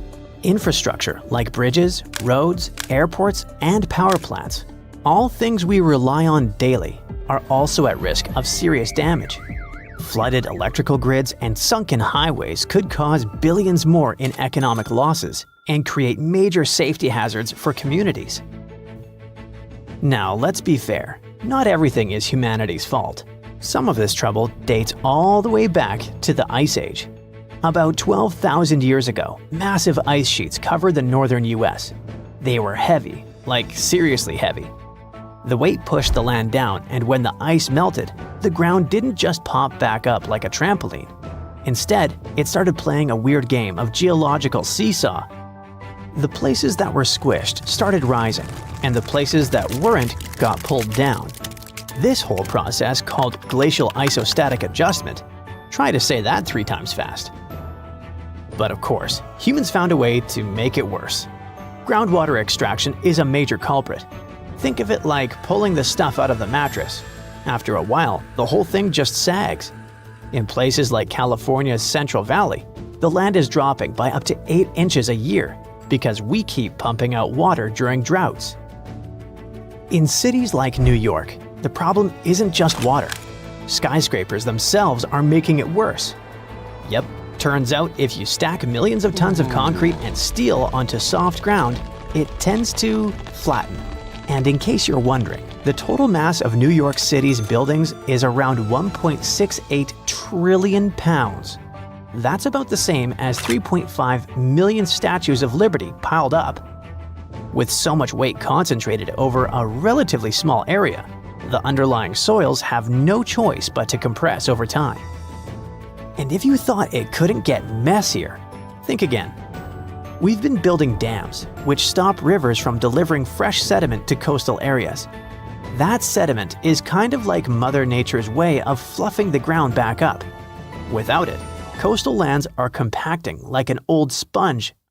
Plus, when wetlands are drained for agriculture or construction, the peaty soil dries out and collapses.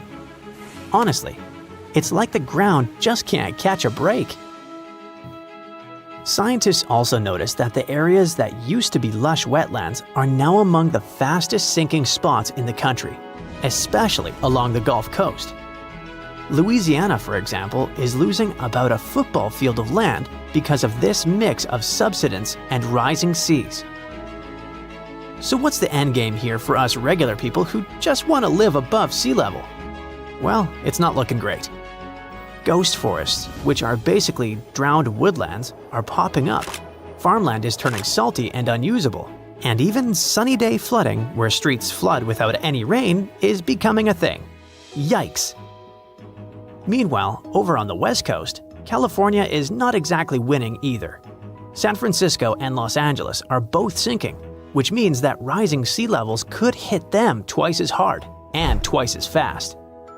In some places like the Palos Verdes Peninsula, the ground has been sinking so fast, people over there might as well live like moles. So, is America turning into the next Atlantis? Probably not next week, but without serious action, like cutting back on groundwater pumping and planning smarter cities, at least 500,000 people are in serious danger. And the housing damage could easily rack up a jaw-dropping $109 billion by 2050. In the end, while North America isn't about to sink like a poorly made souffle, it's definitely showing some cracks in the crust. So maybe let's ease up on groundwater pumping, rethink how and where we build, and invest a little more in keeping our feet dry. After all, if the floor really does become lava someday, we're going